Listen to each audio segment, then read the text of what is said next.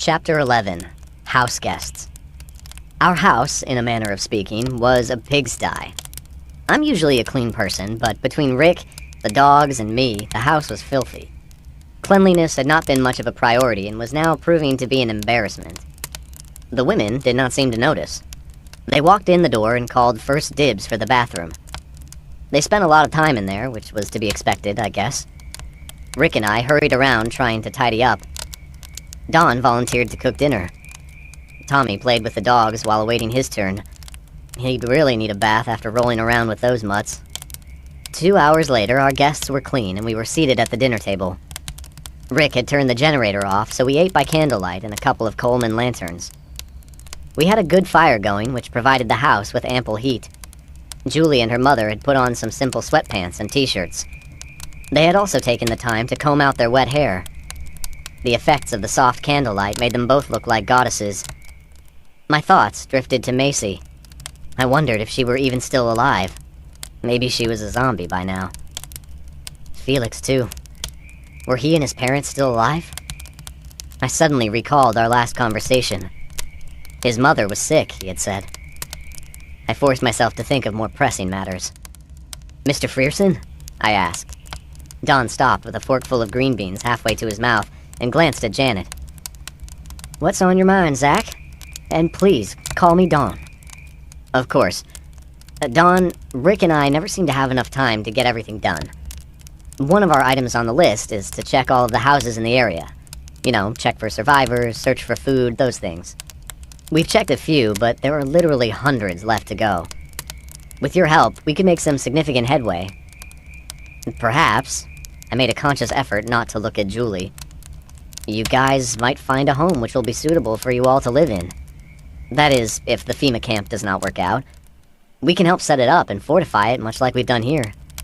I think I can speak for Rick. We'd love to have some good neighbors." Don nodded thoughtfully. "I would love to take you up on the offer, Zach, and as hospitable as the two of you have been, I would like to ask for one additional favor." He looked at Rick. "Would it be possible to drive to Nashville in the morning to see if this camp actually exists? The reason I ask is that although you two have a pretty good setup, an operation such as a FEMA camp may be able to offer things the two of you cannot, such as healthcare. Perhaps they even have come up with a vaccine by now, and we've not heard of it." He put his fork down and held his hands together. "If that is an inconvenience, I can check on it myself if one of you would be kind enough to draw me a map." Rick started to speak, but suddenly remembered some long-ago forgotten manners. He found his napkin and daintily dabbed at his mouth. "We're only 20 miles from downtown. Normally it'd be a 20 or 30-minute drive, depending on traffic." He held his hands out. "Now, it could be an all-day affair. It just depends on any road blockages."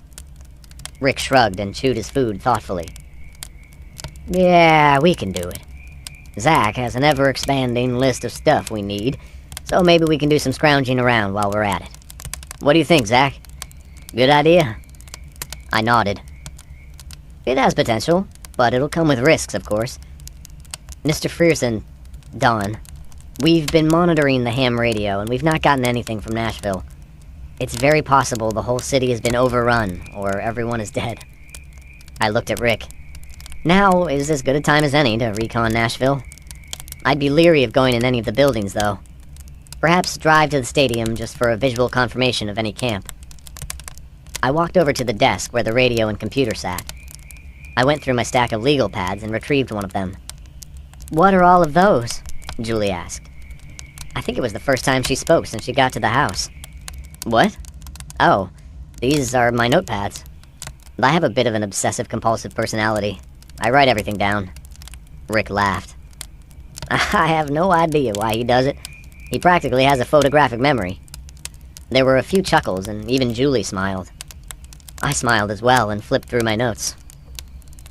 "We definitely need more fuel. That's a #1 priority, Rick. Our generator consumes about a half-gallon an hour when it is under full load. This evening alone, we've used 3 times more than we normally would in a 24-hour period. At this rate, we'll run out within a month. We'll put all of our 5-gallon cans in the truck and a hand crank. And then there are all the other secondary items. But don't worry, I have a list," I said in mock seriousness. It brought some more laughter. Everybody seemed relaxed, which was a good thing. The sleeping arrangement went like this. Janet had Rick's bed, Julie and Tommy used my bed, and the rest of us were in the den. Rick had his chair, which was fine with him. He had passed out in it on more than one occasion. Dawn was on the couch, and yours truly on the floor. It was a shame we only had 2 beds in the house, and they were small. I tossed and turned for most of the night. Curly must have heard me. He came in and lay down beside me. He was my favorite, even though he was genuinely stupid. I eventually dozed off, but awoke well before sunrise. I held off on starting the generator because it would have awakened everyone in the house. I got my canteen of water and quietly stepped outside to brush my teeth. Curly joined me and jaunted off into the yard to do his business. It was getting colder. There was also a heavy feeling of moisture in the air that gently told you a big snowfall was imminent. I pulled my coat closer and sat in one of the rocking chairs we had on the porch. Waking up before sunrise was quickly becoming my second nature, but I liked to get up early in the morning and think about what needed to be done in order to survive another day. I was in the middle of mentally calculating how much food was going to be consumed by 4 extra hungry people when I heard the door open. It was Janet. She had put a pair of my boots on, which were too big for her, and she was wrapped in some blankets. I had no idea if she was wearing anything underneath. She sat down in the rocker next to me. "You've got big feet," she said. I smiled and shrugged. "Are you always an early riser, or could you not sleep either?" "Both. But sleeping on the hardwood floor is seldom conducive to a good night's sleep." She nodded. "Entirely our fault. We'll have to do something about that. And by the way, I want to thank the 2 of you again for taking us in. We've been in that damn car just a little too long, and our food supplies were mostly gone. Oh, and the hot water. It felt so good. I'm afraid that Julie and I may have ruined a couple of your razors," she said. I looked at her. She laughed. "We just had to shave our legs and armpits." I nodded in sudden understanding. I'd never discussed the feminine aspects of shaving with my grandmother or with Macy. Macy was clean-shaven. I found out when I clumsily attempted cunnilingus on her, the night when I thought she was mine forever. I caught myself wondering if Julie and Janet shaved. My reverie was interrupted. "Is it always this quiet out here?" "What? Oh, yeah." I nodded and forced myself to stop thinking about the silky smoothness of a woman's freshly shaved legs, and, well, you know. "Ever since the world went to hell, it has been. We used to have an owl living out here somewhere. He would give a few hoots every so often, but I think he's gone now. He was probably lonely." "Maybe it was a she," Janet said. I chuckled. Maybe. The contours of the trees were becoming clearer as the sun rose. If you could just forget for a moment of the current state of the world, watching the sunrise was a wonderful moment. "Are you lonely, Zach?" Janet asked. I shrugged. "Yeah, some. Rick's a good man. He's been like a father to me. I don't know how I would have survived without him. And, of course, there are the Mutts, man's best friend and all that. But, yeah, I miss my friends. I miss my grandmother." "What about your parents?" she asked. "They died when I was very young." I was about to add some more details, but decided against it. "Oh." She was quiet for a few minutes. We watched as the darkness turned into a dull gray and pink. I could feel the bite in the air. There was definitely snow heading our way. "I'm lonely too. Sounds weird, I know. I've got my kids and my father, but I'm still lonely." I understood, I think. I believe she may have been talking about male companionship. "Zach, I have a favor to ask you." I cleared my throat. "Sure, if I can." "I want to go into Nashville with Rick and my father. I want you to stay here and protect my kids, just in case," she said. I looked over at her. "My father, he's..." She stopped and drew in a deep breath. "He's not been himself lately. Just yesterday we were on the road and there were those creatures walking right down the middle of the road. Dad just stopped the car and froze. I don't want Rick freaking out if he does it again. Would it be too much to ask?" "Oh, no, of course not. You'll be in good hands with Rick. He can take care of business, and he'll protect the both of you." I looked back at the window to see if anyone was listening. I lowered my voice and leaned closer to her. Just try to keep him from drinking, at least until you start heading back. And, well, don't take this the wrong way, but keep in mind we've not seen any living women in a couple of months now. Janet laughed derisively. Don't worry, Zach. I've been around men like him my whole life. I know how to handle them. You know, you're cute. Julie thinks so too, she said, and tousled my hair. Chapter 12. Righteous Rick. Rick was dreaming about Vietnam. They called him Righteous Rick back in those days. It was a testament to his character. He always told the truth, and he always took care of his men. Righteous Rick. Even the brothers called him that. They did not care for most of their white brethren. It was a mission, just like any other. The company received orders to perform a reconnaissance mission of a Vietnamese village located near the fire base. Intel had information of VC activity in the area.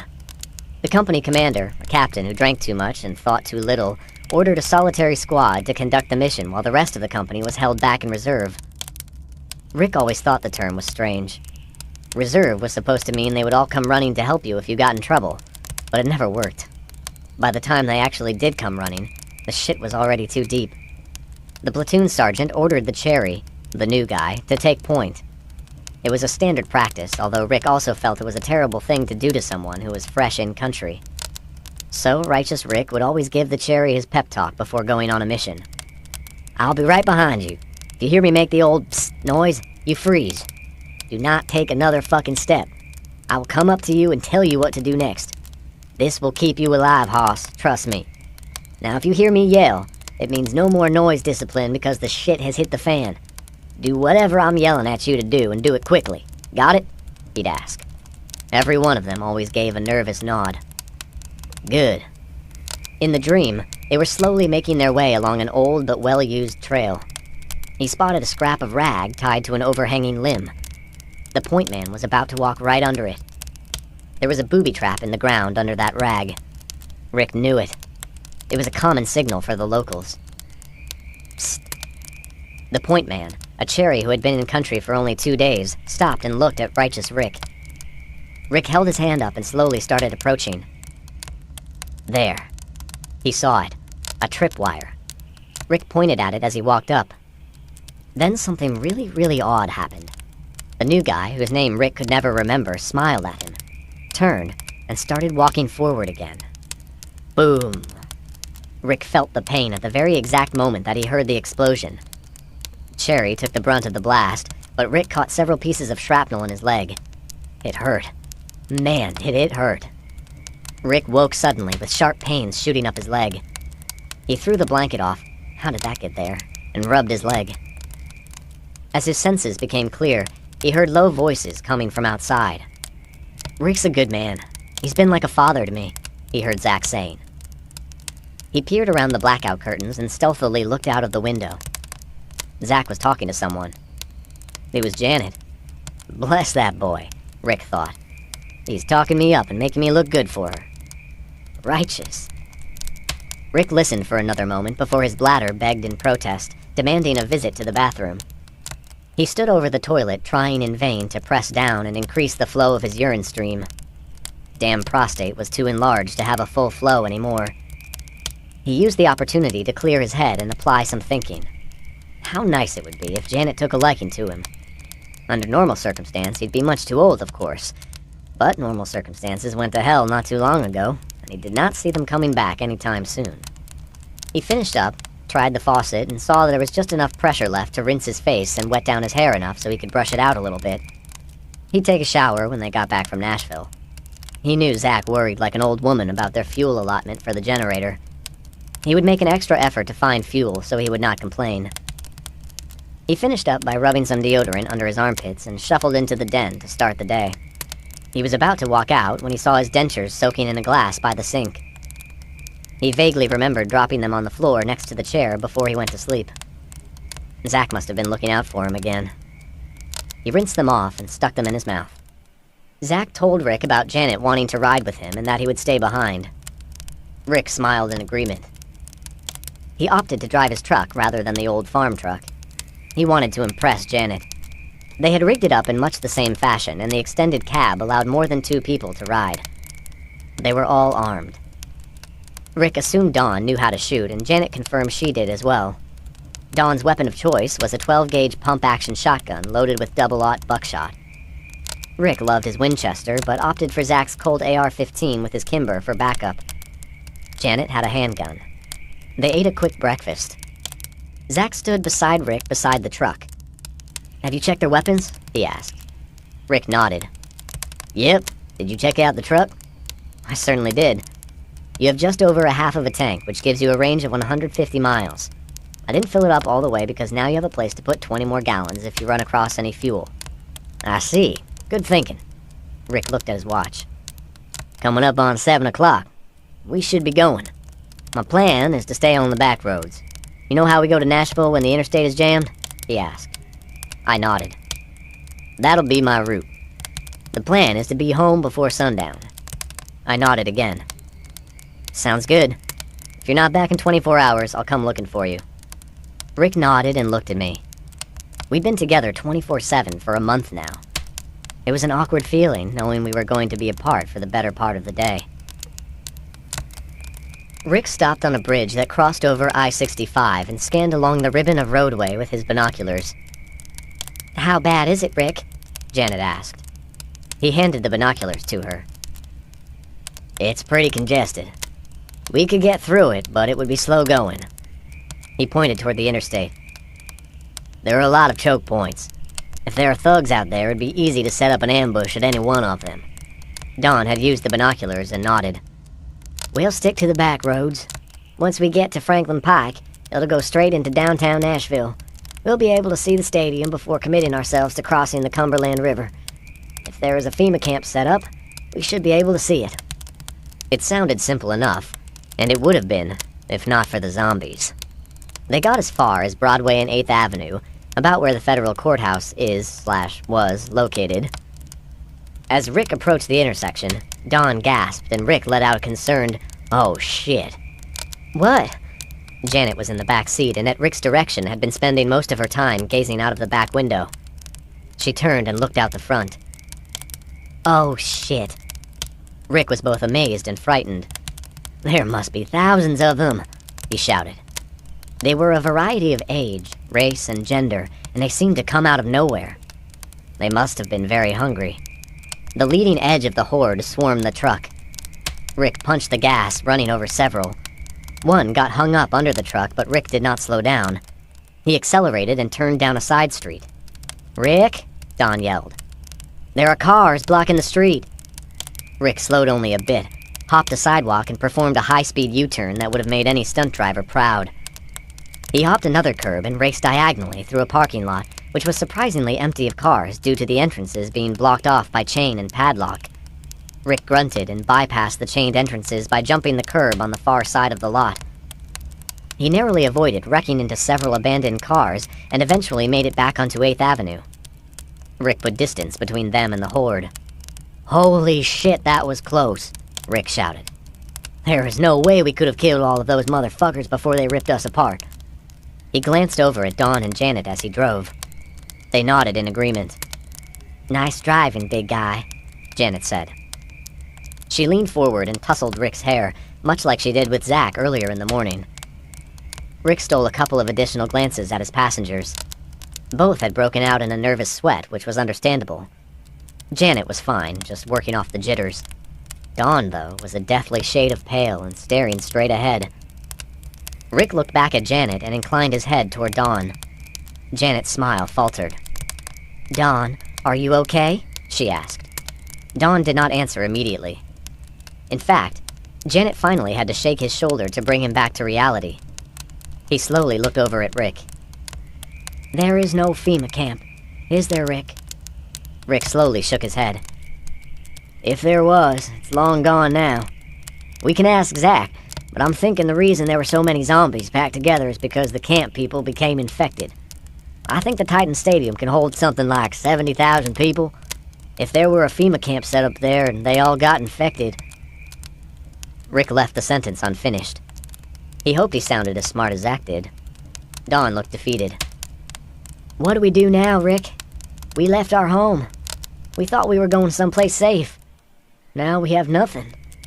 Rick slowed down to a tolerable speed and glanced over at Dawn. "It's not a problem, Dawn. You got your family out alive. That's the most important thing. Zach and I can get you guys set up in a new home. Hell, our nearest neighbors, the Riggins, their house is empty. It's a pretty nice one, too. 5 bedrooms, 3 full baths. I know for a fact that they have clean well water. We can set up a generator to power the place. I helped Henry install 2 wood stoves, so Zach and I can help you all with the wood for the winter." As he spoke, he looked on his windshield. The snowflakes were much thicker now. Rick took a few slow, deep breaths to calm his nerves, stopped the truck, and made a full circular scan. Seeing no zombies, he took the opportunity to get out and check the undercarriage.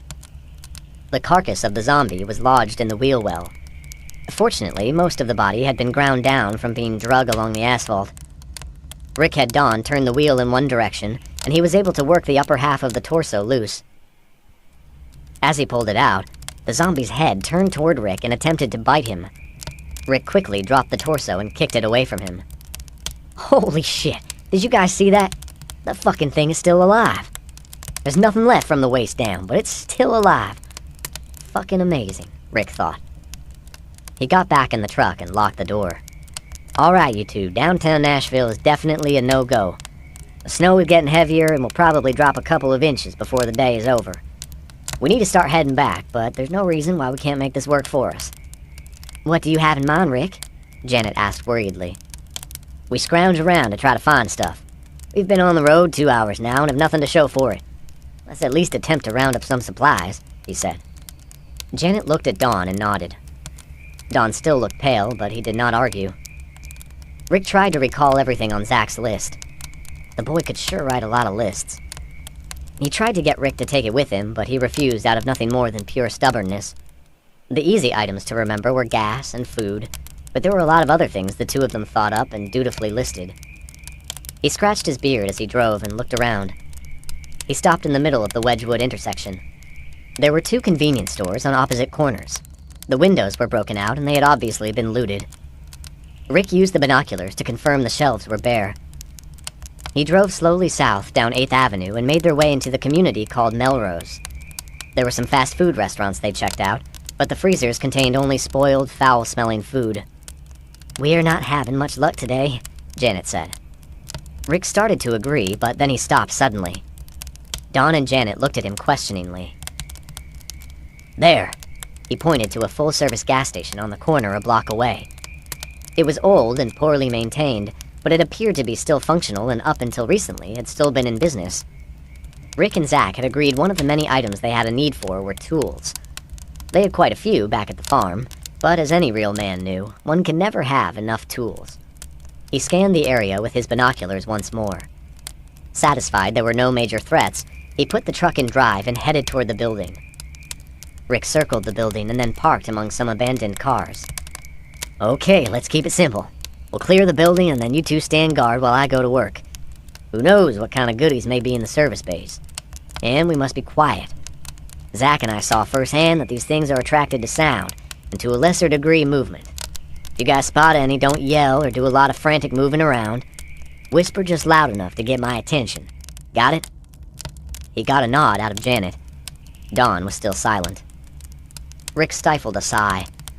He hoped they did not do something stupid and get them killed. The 3 of them exited the truck and shut the doors quietly.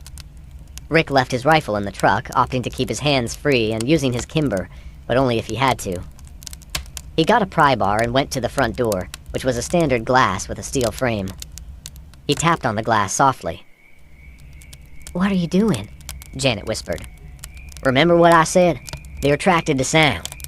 If there are any of them in there, they'll come see what the noise is. If there's anyone living in there, and if they're halfway smart, they'll know zombies don't knock on the door before breaking in." Janet looked at the door, looked at Rick, and smiled. She grabbed the handle and pulled the door open. Unlocked. Rick stroked his beard gruffly. "Smart-ass," he whispered. They cleared the building slowly and clumsily. Several times he caught Janet waving her gun back and forth and cringed inwardly. He was somewhat worried she would accidentally fire off a round and he would get hit. They did not work very well as a team. Rick missed Zach already. The two of them had practiced over and over the fine art of both surreptitious and dynamic room clearing. Zach was a natural. Janet and Don were clumsy oafs. Once Rick was satisfied that the building was clear, he quick-stepped over to the service bay. He looked at the two and grinned. God may be smiling upon us. Look. He pointed at a utility truck. It was a Chevy Silverado 2500.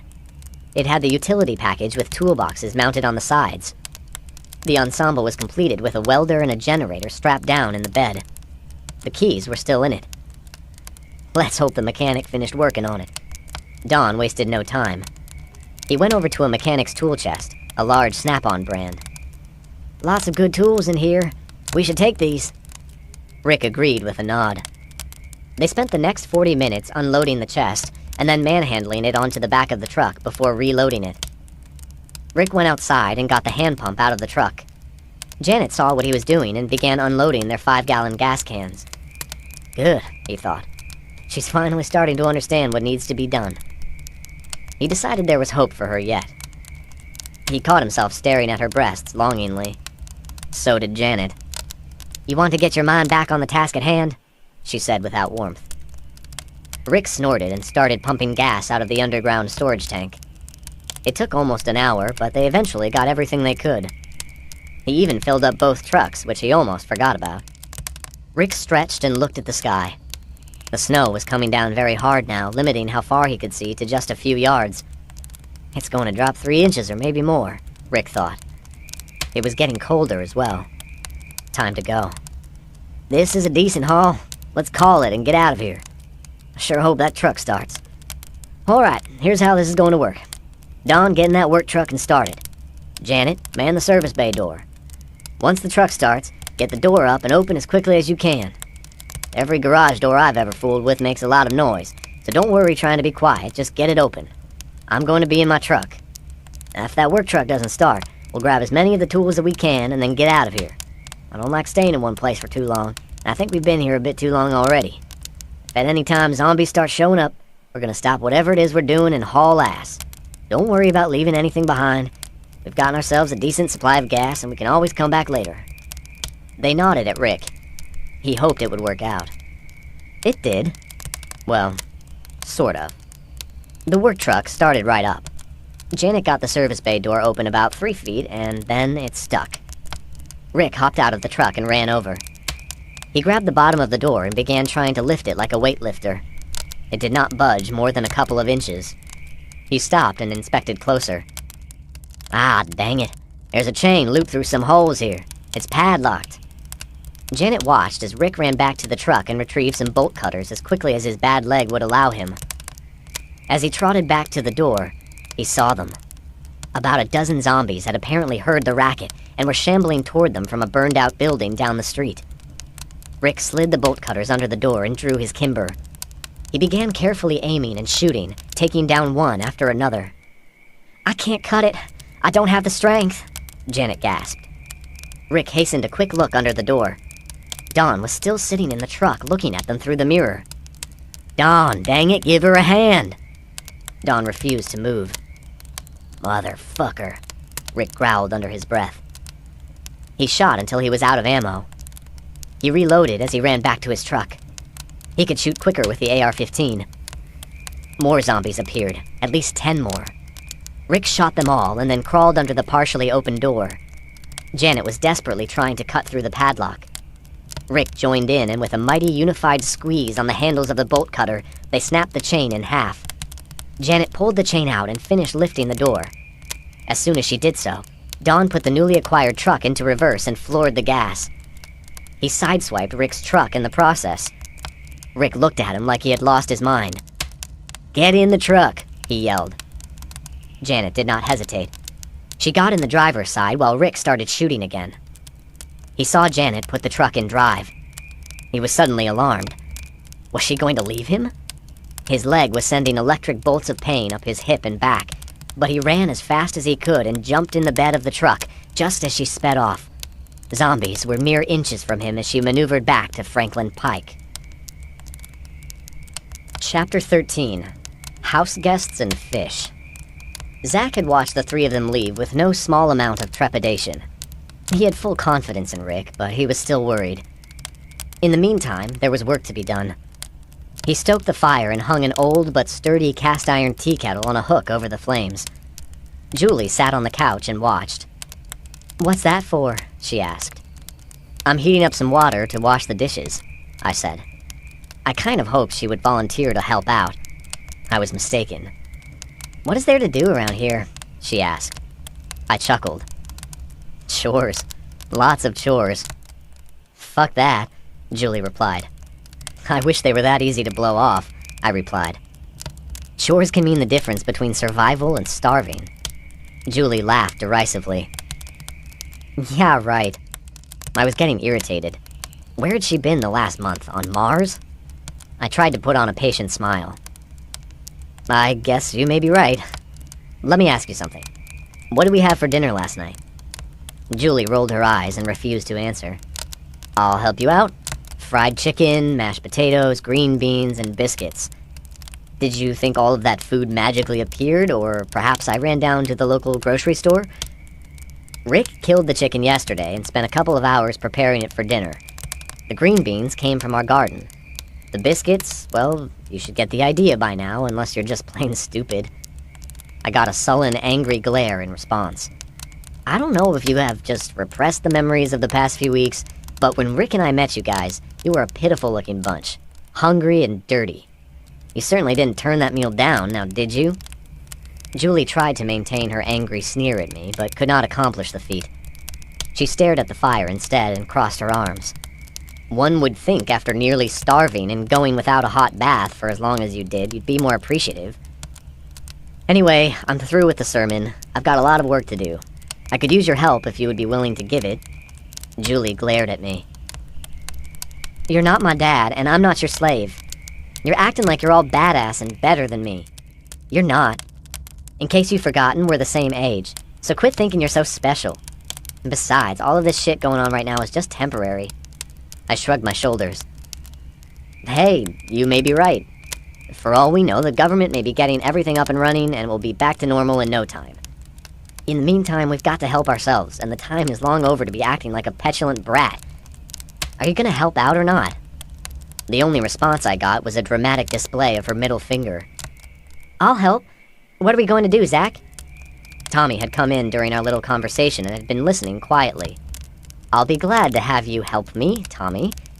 We've got to feed the chickens and the cows, and then we need to check the farm for any new calves." "Neat. Can we ride on the ATV?" "Sure. I'll even teach you to drive," I said. We got our jackets and made a hasty exit. What is it with girls? I did not get it. Did she think that she was so special that she could just hang out, doing absolutely nothing, and we'd wait on her hand and foot? Bullshit. Absolute bullshit. "Come on, Tommy, let's get the chickens fed," I said. The snow was just starting, just a light dusting at first, but I had no doubt it was going to get thicker as the day wore on.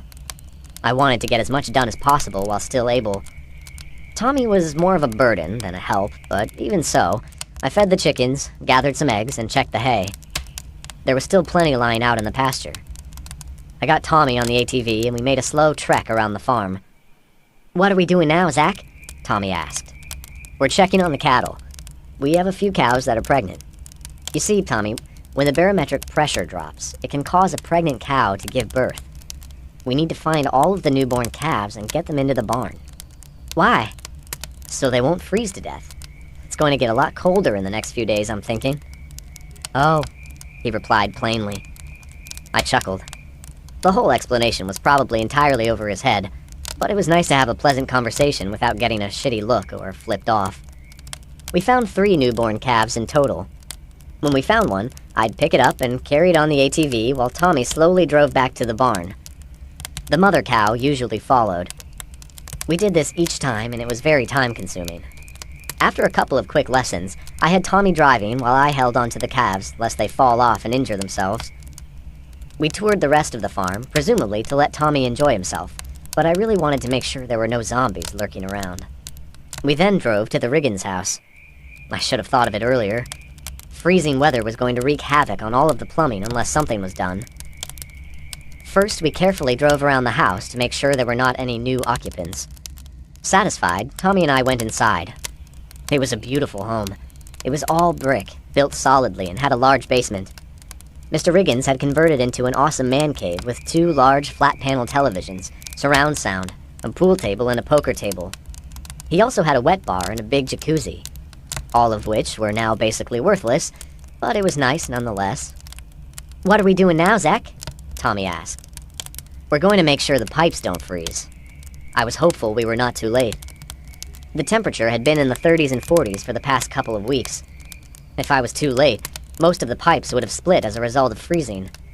We would have to fix the plumbing before anyone could live here. Tommy and I went to each faucet and turned them on. Although there was no longer any water pressure to speak of, water seeped out of each tap. The pressure tank for the well was located in the garage, as was the hot water heater. Both were equipped with a drain valve. I hooked up a garden hose to each drain so all of the water would drain outside instead of onto the garage floor. As a final measure, I located a gallon jug of antifreeze and poured a little bit into all of the drains so they would not freeze. The house was spotlessly clean. It had 5 bedrooms, with a gas fireplace in each, which reminded me. I went outside and turned off the gas main.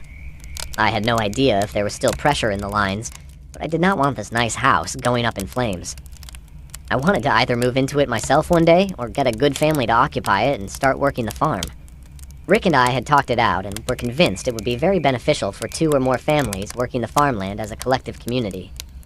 I thought of the possibility of the Friersons moving in this house, and I caught myself specifically thinking of Julie. Damn, she could be a bitch. In spite of her attitude, I found myself thinking of the 2 of us being together. She was really nice looking. Unlike Macy with her blonde hair and curves, Julie was slender, lanky, more of a tomboy, but still feminine. I sighed. Who was I fooling? I was lonely, and loneliness created fantasy. I knew she and I would never be a romantic couple. We got back a little after 3. I still had enough time to clean the kitchen and get dinner going. I was hoping maybe Julie would have gotten off of her ass and had done something, but I doubted it. Tommy and I parked the ATV in the barn. I turned the ATV off, secured it, and it was then I heard a motorized sound. As I exited the barn, I realized what it was. The generator was running. I ran inside. I hopefully expected Julie to be running the vacuum cleaner or something. Anything productive. Please, let it be anything that would rationalize the burning of precious fuel. I was wrong. She had the TV on and was playing on the Xbox. She ignored me as Tommy and I stepped inside. Fair enough. I walked back outside and over to the generator. Once it was off, I went into the barn. The fireman's turnout gear was stinking with putrescence. I made a mental note to hang the fireproof jackets and pants on the fence outside to air them out. They would need a good scrubbing eventually. I grabbed one of the axes. As soon as I got inside, I was verbally assailed. "Why did you turn the generator off, asshole?" I did not bother answering. If she thought I was an asshole, I wondered what she was going to think in a few seconds. I buried the axe into the Xbox, and then looked at her, awaiting a response. She busted out laughing. "Who's stupid now? You just ruined your own Xbox." Very astute of you to notice, Julie. In fact, everything in this house belongs to either Rick or me. The food you've eaten, the gas you wasted, even the toilet you pissed in. Absolutely none of it belongs to you. None of it belongs to your mother, brother, or your grandfather. I hope you enjoyed it. Her laughing stopped. She crossed her arms in defiance. What's that supposed to mean?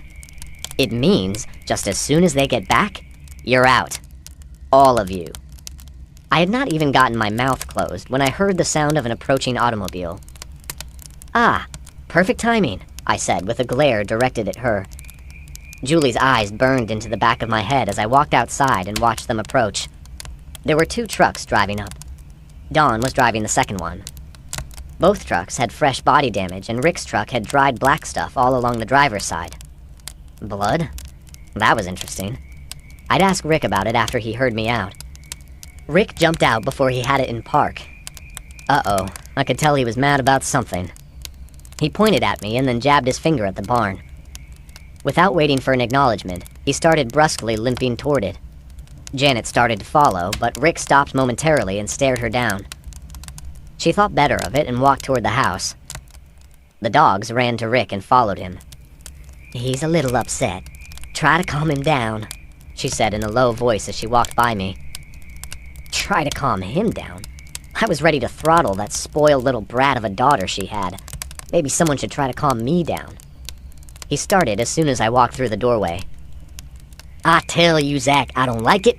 I don't like it at all," he said as he punched the side of the barn with enough force I thought he might have broken his hand. He was not just a little upset. Rick Sanders was pissed. Pissed, as in he could have chewed up broken glass and shit it out without a second thought. I did not have to ask why, because he started right in. "The son of a bitch froze up." He pointed with his thumb toward the driveway. "We had found that damn truck. It runs good, and it has a generator and a welder on it. It was parked in the garage of a full-service gas station. I tell you, Zach, it was a sweet find. We got a shitload of tools and got all the gas cans filled up. We were about to get the truck out of the garage and head back home, but the garage door was chained. There was Janet, trying in vain to use the bolt cutters on it, and here comes the zombies." He pointed with his thumb again.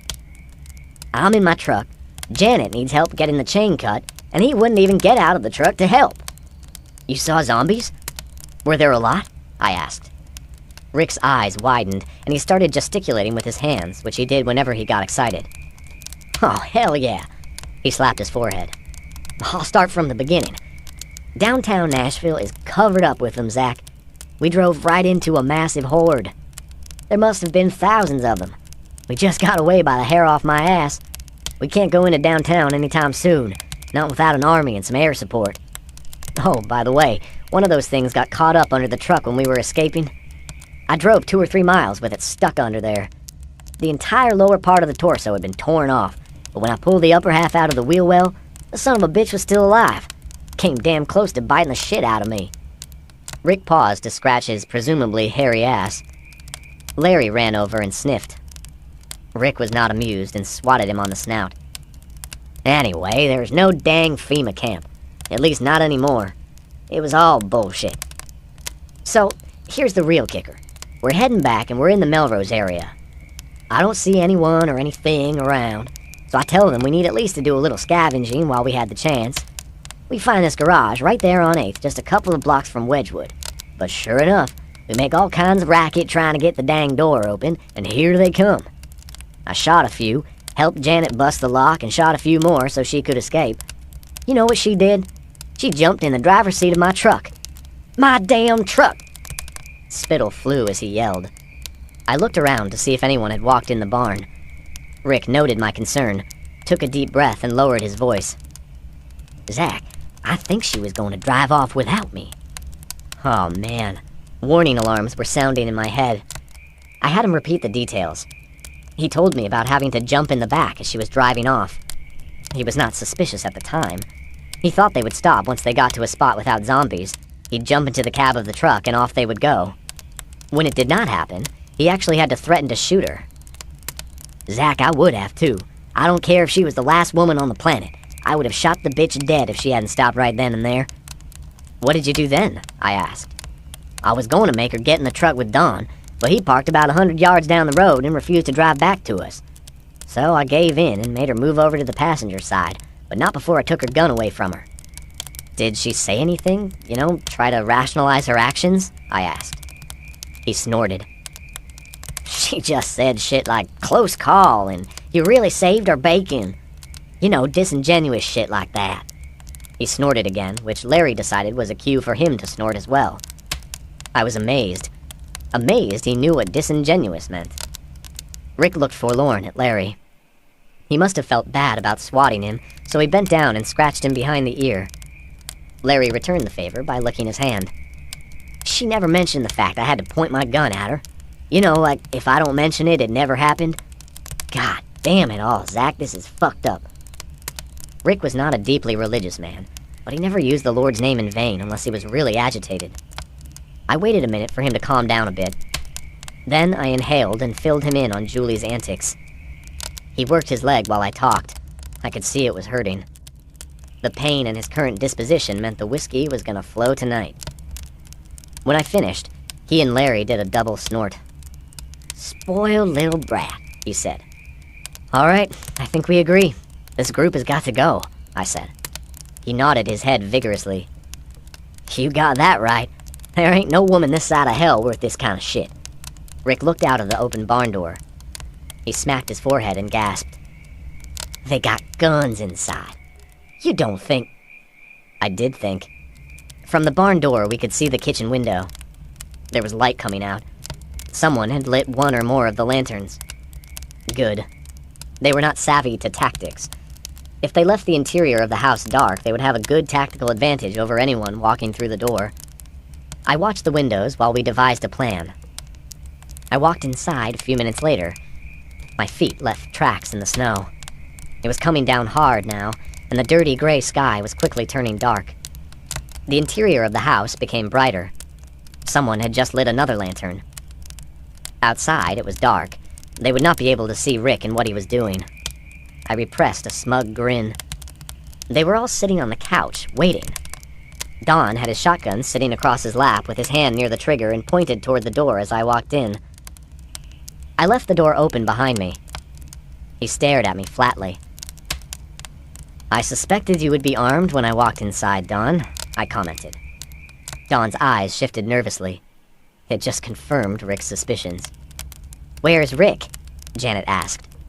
There was a hard edge to her voice. No more friendliness, no flirtatious smile. I glanced at Julie. She seemed very nervous. They were planning something, all right. I sidestepped away from the open door. "He's outside with a rifle pointed at you. You've seen how good of a shot he is. I wouldn't make any sudden moves if I were you. Oh, and you have about 5 seconds left to toss the shotgun on the floor at my feet." Dawn looked out the door in sudden alarm. Rick was crouched behind one of the trucks with the rifle leveled across the hood. Realization dawned on him. If he made a wrong move, he was a dead man. I could see it in his face. 2 seconds. He said he was going to shoot you first, Dawn, and then Janet, so you'd better do something quick. Janet hurriedly reached out and swiped the shotgun onto the floor. I held up 5 fingers. "Dawn, ladies, I just gave Rick the signal for 5 more seconds. Place your hands on your knees and do not move," I ordered. They did not like it, but they complied. Julie kept looking at her mother with condemnation. Or maybe it was how she always looked at her mother. Hell if I know. I then motioned for Rick to come inside. He shut the door with his foot and kept his rifle ready to use. I had my handgun in my holster. I put my hand on it now. "Would all of you please slowly stand up?" I asked. Nobody moved. Little Tommy was looking to his mother for direction. "Get up," Rick growled. They quickly stood in unison. Julie now looked like she was ready to piss on herself. There was a handgun hidden under her thigh. I walked over and grabbed it. "They were gonna kill us, Zach. They were gonna kill us and take everything we worked so hard for." Rick's tone was murderous. I agreed. "Sure looks that way." Dawn was pale. Janet pleaded. "No, you got it wrong. We thought that you were going to kill us." Rick started to raise his rifle. I held up a hand and stopped him. "Let me see if Rick and I understand your logic correctly, Janet. We find the 4 of you, lost, dirty, and hungry. Instead of turning you all away, we show some true Southern hospitality. We let you into our home. We fed you. We went out of our way to accommodate you bunch of ingrates, and you thought we were going to turn on you for no reason and kill you? Bullshit. You are a goddamn liar." I looked at Julie. "Suddenly your behavior makes a lot of sense. You're just like your mother." She tried to maintain eye contact with me, you know, one of those evil stare-downs idiotic teenage girls like to do, but she could not pull it off. She dropped her head and started silently crying. Tough shit. I had no sympathy. I was mad. Rick was beyond mad. Nevertheless, we weren't cold-blooded murderers. I looked at Rick. He looked at me and shrugged as if to say, whatever you want to do with them is fine with me. "All right then. Dawn, go into the bedrooms and get your family's belongings. Bring it all in here. If you happen to latch on to anything that doesn't belong to you, I'm gonna have Rick cut your hands off with that axe over there, I said, and nodded toward the fireman's axe, which was currently embedded in the Xbox. His jaw dropped. Well, how do I know what belongs to us and what belongs to you two? If it looks like it belongs to a woman or a 10-year-old kid, it wouldn't be anything that we would own, now would it? You should hurry. Rick is an impatient man, and you guys want to be on the road before it gets too dark out. You're really making us leave? Julie finally asked. Her voice was small-sounding now. All of the earlier defiance was gone. I stared at her contemptuously. She did not get it. They were close to being shot. All of them. I did not bother answering. Janet spoke next. Would it be possible to get some food before we have to leave? I nodded reluctantly. How much?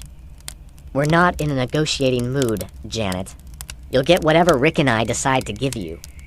I don't expect you to thank us because I just don't think y'all are the grateful types.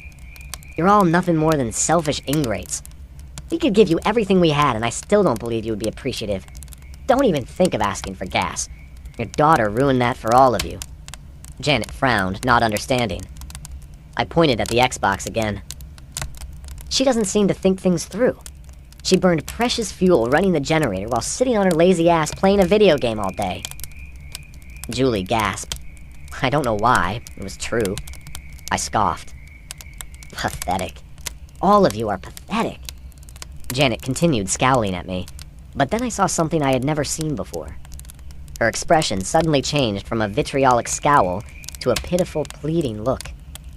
It stunned me for a moment, actually to see the sudden metaphysical change of emotions, like suddenly shifting a car into reverse while driving down the road at 50 miles an hour. It unsettled me a little bit. You've misjudged us. We're good people, she said quietly. Rick had told me about women like this during one of his drunken diatribes. He tried to explain it to me. I did not understand it at the time, but it made perfect sense now. I cleared my throat. I disagree. It is you all who have misjudged Rick and me. We had suspicions about you all from the very beginning, but in spite of our suspicions, we offered our help. We were gonna fix you guys up in your own house and help you survive through the winter. Now, you're on your own. Since you feel like you have to arm yourself against us in our own house, consider this a tremendous favor we're doing for you. You're handing us a death sentence, Janet said sadly. I almost fell for it. Rick brought me back to reality. That's your fucking fault, Rick screamed. Don't even try to twist it around, he growled. Everyone was quiet then. The only sound was Dawn's shuffling around in the bedroom. After a minute, he slowly walked back into the den carrying 2 suitcases. He sat them down, bent over stiffly, and opened them. Rick looked over the contents and gave me a nod. Keep an eye on them, please, Rick. I grabbed one of the suitcases and walked down into the root cellar. I went through the shelves of mason jars and selected various items for them. Rick and I had done a shit ton of canning this past fall. Hell, we had enough to last just the 2 of us for a few years. Our only problem was going to be dog food. Those little bastards sure did eat a lot. Rick then directed them to their minivan. I got a 5-gallon gas can out of the truck and carefully poured it into their tank. Rick glared at me, but did not object. It's not enough to fill your tank, but it's enough for y'all to get far away from here. Zach is being nice. As far as I'm concerned, if I see any of you heathens again, I'll pretend you're zombies and put a bullet in your head. They said nothing, quietly got in the car and started it. Rick stood off to the side and kept his rifle handy. I unloaded the shotgun and pistol. I knew that if they had any chance at all of survival, they would need the weapons. I put them in the back of their car. Tommy, do me a favor and hang on to these for a while, I said, and handed him the ammunition. Okay, Zach. Bye, he said wistfully. Bye, Tommy. I suddenly realized I was going to miss him. We had a lot of fun riding around on the ATV. I walked over to the passenger window and looked in. Janet and Dawn looked at me tentatively. Julie lay down in the back seat and pulled her jacket up around her face. If we kept your weapons, I don't think you would stand a chance. But you'd be wise not to touch them until you're well away from here. When you leave here, turn left on the state highway. Go for a few miles until you see a large intersection, and then turn right. Drive about 5 miles. If you don't see the interstate, you've gone the wrong way. Whether you get lost or not, don't come back, I said threateningly, nodded to Dawn and pointed toward the road. Dawn looked old and tired sitting there. I almost felt sorry for them. Almost. They left without any further ado. Chapter 14. The Death of Righteousness. Rick got the backhoe repositioned. I got the dogs fed, and then got Rick fed. He was in a drinking mood rather than an eating mood, but I chided him into finishing his plate. The 5 of us were now sprawled out in front of the fire. I had changed out of my clothes and donned a pair of sweatpants and a t-shirt. Rick had not bothered changing. He just took his boots off and let them drop in front of the old wingback chair he was sitting in. He propped his feet on the stool and produced a fresh bottle of whiskey. He saw me looking at it. Found it under the counter at the gas station. He looked at the label adoringly. Jim Beam. He unscrewed the top, took a test swallow, and grimaced appreciatively. Damn, Zach. How could we have been so wrong about them? They seemed righteous enough. I grunted as he chugged another deep swallow. That was my nickname, you know. What was? Righteous Rick. It's what they called me back in Nam. I looked over at him in surprise. I had known Rick for quite a while now, and thought I knew him pretty good. I never knew that. I never told anyone. Yeah, you should have seen me back then. Young, fit, handsome, full of piss and vinegar. He took a large swallow and handed it to me. I shrugged and took a very small swallow. It was strong and burned the throat going down. Just what both of us needed. Why not? I asked. I didn't want anyone calling me that again on account of I got some poor kid killed. He shook his head in frustration. I've tried for years. I just can't seem to remember his name. You see, I couldn't get to him in time. He stepped on a booby trap. It took him a few minutes to bleed out. He died in agony, screaming for his mother and wanting to go home. There was nothing I could do. He looked over. That's how I got hit in my leg, when the booby trap exploded. I caught some shrapnel. Might have been okay, but infection set in, caused a lot of nerve damage. I got a Purple Heart and sent home because of it. He took a long swallow. You see, according to the therapist over at the VA, I have a lot of what you call survivor's guilt, in addition to PTSD. So, when I got back home, I didn't tell anyone my nickname. If everyone went around calling me Righteous Rick, all I'd ever be doing was thinking about Nam and the kid whose name I can't remember, dying in my arms. I'm fucked up enough as it is. Well, I don't think you're fucked up. You knew this zombie shit was going to happen and you planned for it.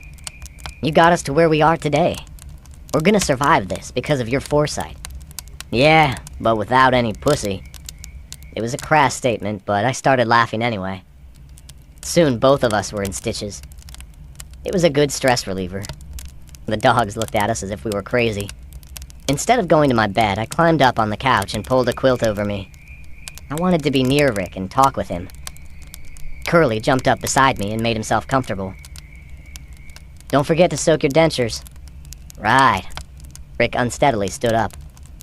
I'll do it right now. He came back a minute later and turned the lantern out. The fire was now our only light source. Where do you think they're gonna go? I asked. Rick grunted. Don't know, don't care. If they're smart, they'll park under an overpass or find a secure building for the night. The snow is really coming down hard. The streets will be pretty slick. You're worried about them, Rick said. Yeah, I guess so, I replied. Rick grunted again. I know what you're thinking, and I agree. They were up to no good, and good riddance to them.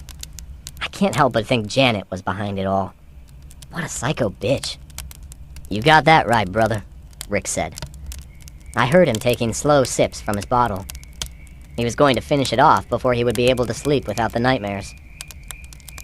Zach, I'm glad we're friends, he said quietly. Me too, buddy. You may not realize it, but you saved my life. I don't think I've thanked you properly. By the way, Merry Christmas. Rick chuckled. Hell, I'd forgotten what day it was. Merry Christmas to you too, kid. Oh, wait. I've got your Christmas present, Rick said, and delivered a long, noxious fart. It sounded like a hippopotamus dying. Mo took offense and snorted. In spite of the fetid odor, I laughed. We talked some more before I eventually drifted off to sleep. There was no way of knowing, no indication, and no omen of what was going to happen next. Sometime during the night, Righteous Rick died. Chapter 15.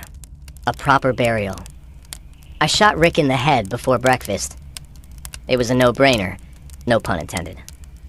When I finally accepted the fact he had died in his sleep, I carried him to the barn and laid him on a tarp. I sat on the cold ground, looking at him for at least an hour. I thought of all the good times I had had with the old man and how much he had taught me. I did not wonder so much about how he died. Bad heart? Too much whiskey? Lack of pussy? I did not know, and it did not really matter at this point. He was the father figure I never had. A good man. I was going to miss him terribly. He was the last person on Earth who cared about me. And now, he too was gone. He did not turn. His body did not reanimate, nor was there any hint of him becoming a zombie. Nevertheless, I stood, took careful aim, and fired. Rick understood. I buried him on a small hill overlooking the brook bordering the east side of the farm. Rick had once told me it was an old Indian mound. I had to use the backhoe to break the frozen ground. I buried him deep. The boys watched quietly. Only once did a forlorn whimper come from Mo. I was going to put up a tombstone when I had the chance. After covering him up, I did something I never did. I prayed. I prayed to God that Righteous Rick was finally at peace. The rest of the day went by in a blur. I went through the motions of the never-ending chores. At the end of the day, I started the generator and took a long, hot shower. Yeah, I cried a little. I could not tell you specifically what I did for the next month. I performed chores. I ran for miles at a time. I worked out with an old rusty set of weights. There was an old punching bag hanging in the barn. I would punch it until my fists pulsated in pain, and my arms were so fatigued that I could not hold them up. I knew I was burning calories, but Rick had stored enough food to keep me fed for years. Occasionally, I turned on the ham radio. I'd capture bits and pieces of someone talking or Morse code, but nothing of consequence. There was one man I spoke to when the atmospheric conditions made for good skip, or radio waves bouncing off of the ionosphere. He lived somewhere on the Cumberland Plateau. He really did not have much to say, just the usual. Zombies everywhere, lots of dead, etc. I never answered anyone else. I did not have it in me to talk to anyone. I just went through the motions. At night, I'd sit by the fire and brood. The dogs were my ever-present companions. They would try to play with me, but after a while, they would give up when I did not respond. Depression had returned with a passion. I really missed the old man. My grandmother, Felix, Macy, I missed them all. Now, with Rick gone, I found myself asking daily why I should go on. I had nobody. One particularly cold evening, I had wrapped myself in a dirty blanket and sat in Rick's chair. His bottle of whiskey, still half full, sat beside it. I opened the top, wiped it off, and then drank until I passed out. I felt like I dreamt of many things, but the only part I remember was a nudge on my shoulder. I dreamt I opened my eyes and Rick was standing there, grinning at me. "Wake up, kid," he said. As I roused from my sleep and everything came into focus, Rick was gone, but the boys were sitting there staring at the spot where I dreamt Rick was standing. Strange. Yes, it was strange. I got up quickly and went through the house, searching every room and closet, even the root cellar. Nope. Nobody here but yours truly, and 3 stinky dogs. I hustled outside and retrieved some eggs. I checked the barn while I was at it. Empty except for the calves and their mamas. They had steadily been putting on weight. I had turned them out to pasture a couple of weeks ago, but they'd keep seeking shelter in the barn. I shooed them out again and closed the double door. The sun probably would not make an appearance today. It was cold and windy. I made a decision as I ate breakfast. It was time to start clearing houses and scrounging for supplies. Rick and I had talked about it, back when he was still alive, and we speculated a zombie's motor skills would be severely hampered by cold weather. I even made it a rule, even though it was untested. Well, today would be a good day to test the theory out. Rick had one of those large thermometers, the kind with a tin frame painted with an advertisement for a soda nailed to one of the columns on the front porch. It read 20 degrees. Perfect. The decision was made. I'd clear a few houses, scrounge for supplies. Maybe I would even find some fellow survivors. I rushed through the morning chores, loaded the truck with equipment, gassed it up, checked the fluid levels and the tires. When I was satisfied I had thought of everything, I headed out. I took Mo with me. He was some kind of shepherd mix and was a decent watchdog. He only barked when a stranger came near. He would have to be my security monitor while I went through houses and buildings. I put Mo in the truck and got in behind him. "You're gonna have to watch my back, Mo, okay?" Mo looked at me, then licked me on the face. I interpreted it as a yes. Rick and I had many discussions about clearing buildings and scavenging. It was going to be an essential element of long-term survival. Here's the plan we devised. First, one should always assume a structure is occupied. Second, if a house appeared to have an alarm system, leave it. Most alarm systems had a battery backup, so in theory they could still be activated, even after several months. Noise was bad. Third, if it was obvious the house may be occupied, determine if the occupants were real or infected. If it had real people and they weren't sociable, back off. Go to another house, or even better, move on to another neighborhood.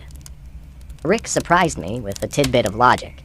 He said any house occupied by zombies was going to be gold mines of needful things. It made sense, I guess. Zombies weren't going to eat up all of the food, nor would they use toothpaste and toilet paper. Well, I don't believe infected people bothered with those things, but I couldn't swear to it.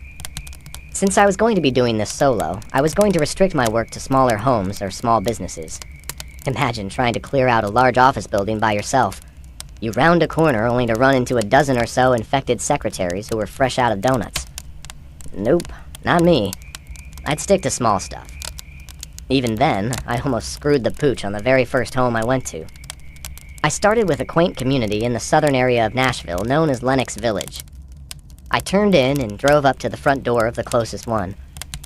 I sat in my truck for a couple of minutes to see if there was any type of reaction, living or otherwise. There was nothing. Only the ticking sound that a hot car engine makes when you first shut it off, and a couple of noisy birds fighting over a worm or something. I got out and knocked on the first door while giving an innocent salutation. I'd say, "Hello, I'm friendly, not looking for trouble. Anybody home?"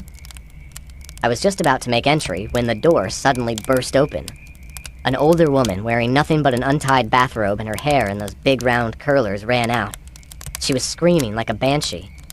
The suddenness of it startled me. Even more unsettling was the visual image of her open robe. I stumbled backward while pointing my handgun at her. She continued screaming while running to God knows where. I watched in rapt befuddlement as she rounded the corner of a townhouse and disappeared. No, I did not go after her. She had obviously lost her mind, and all of the screaming was going to attract zombies, or whatever you wanted to call them. I moved on to another subdivision a couple of miles away. As one may expect, I was extra cautious with the first house. There was another old woman in this one as well. She did not run out screaming, though. She sat there at her kitchen table looking at me. She was obviously infected, but made no effort to stand or chase me. She merely snarled at me when I entered the kitchen. I dispatched her with a quick headshot and carefully cleared the rest of the house. I cleared almost 20 houses before noon. I did not run into any other live people, but did encounter 8 more zombies of various types. Quite a few homes had stinking, rotting corpses. One house had a family of 4 that were all infected. I gave the front door a little knock and was shortly rewarded with moaning and scratching on the door. Nice, I thought. I kicked open the door and put 3 of them down with headshots. I was feeling smug with my skills until the family's little girl crawled out from under a bed and tried to bite my ankle. It was a good thing I was wearing heavy boots. If I had my running shoes on, I would have been bitten. I stomped on her head until it made squishing noises and she stopped moving. After the first hour and constantly repeating my congenial greeting, I became bored. My salutations soon went from friendly verbiage to, "Any zombie cocksuckers in there?" I guess it was fortunate I did not have any human contact. They would have thought I was the one who was crazy. Breaking into a residential house was actually quite easy. I had a set of skeleton keys that were used in most residential door locks and used a technique called lock bumping. Rick showed me a video tutorial on the internet. It only took a couple of minutes and was relatively quiet. If it did not work, I had one of those long pry bars firemen used.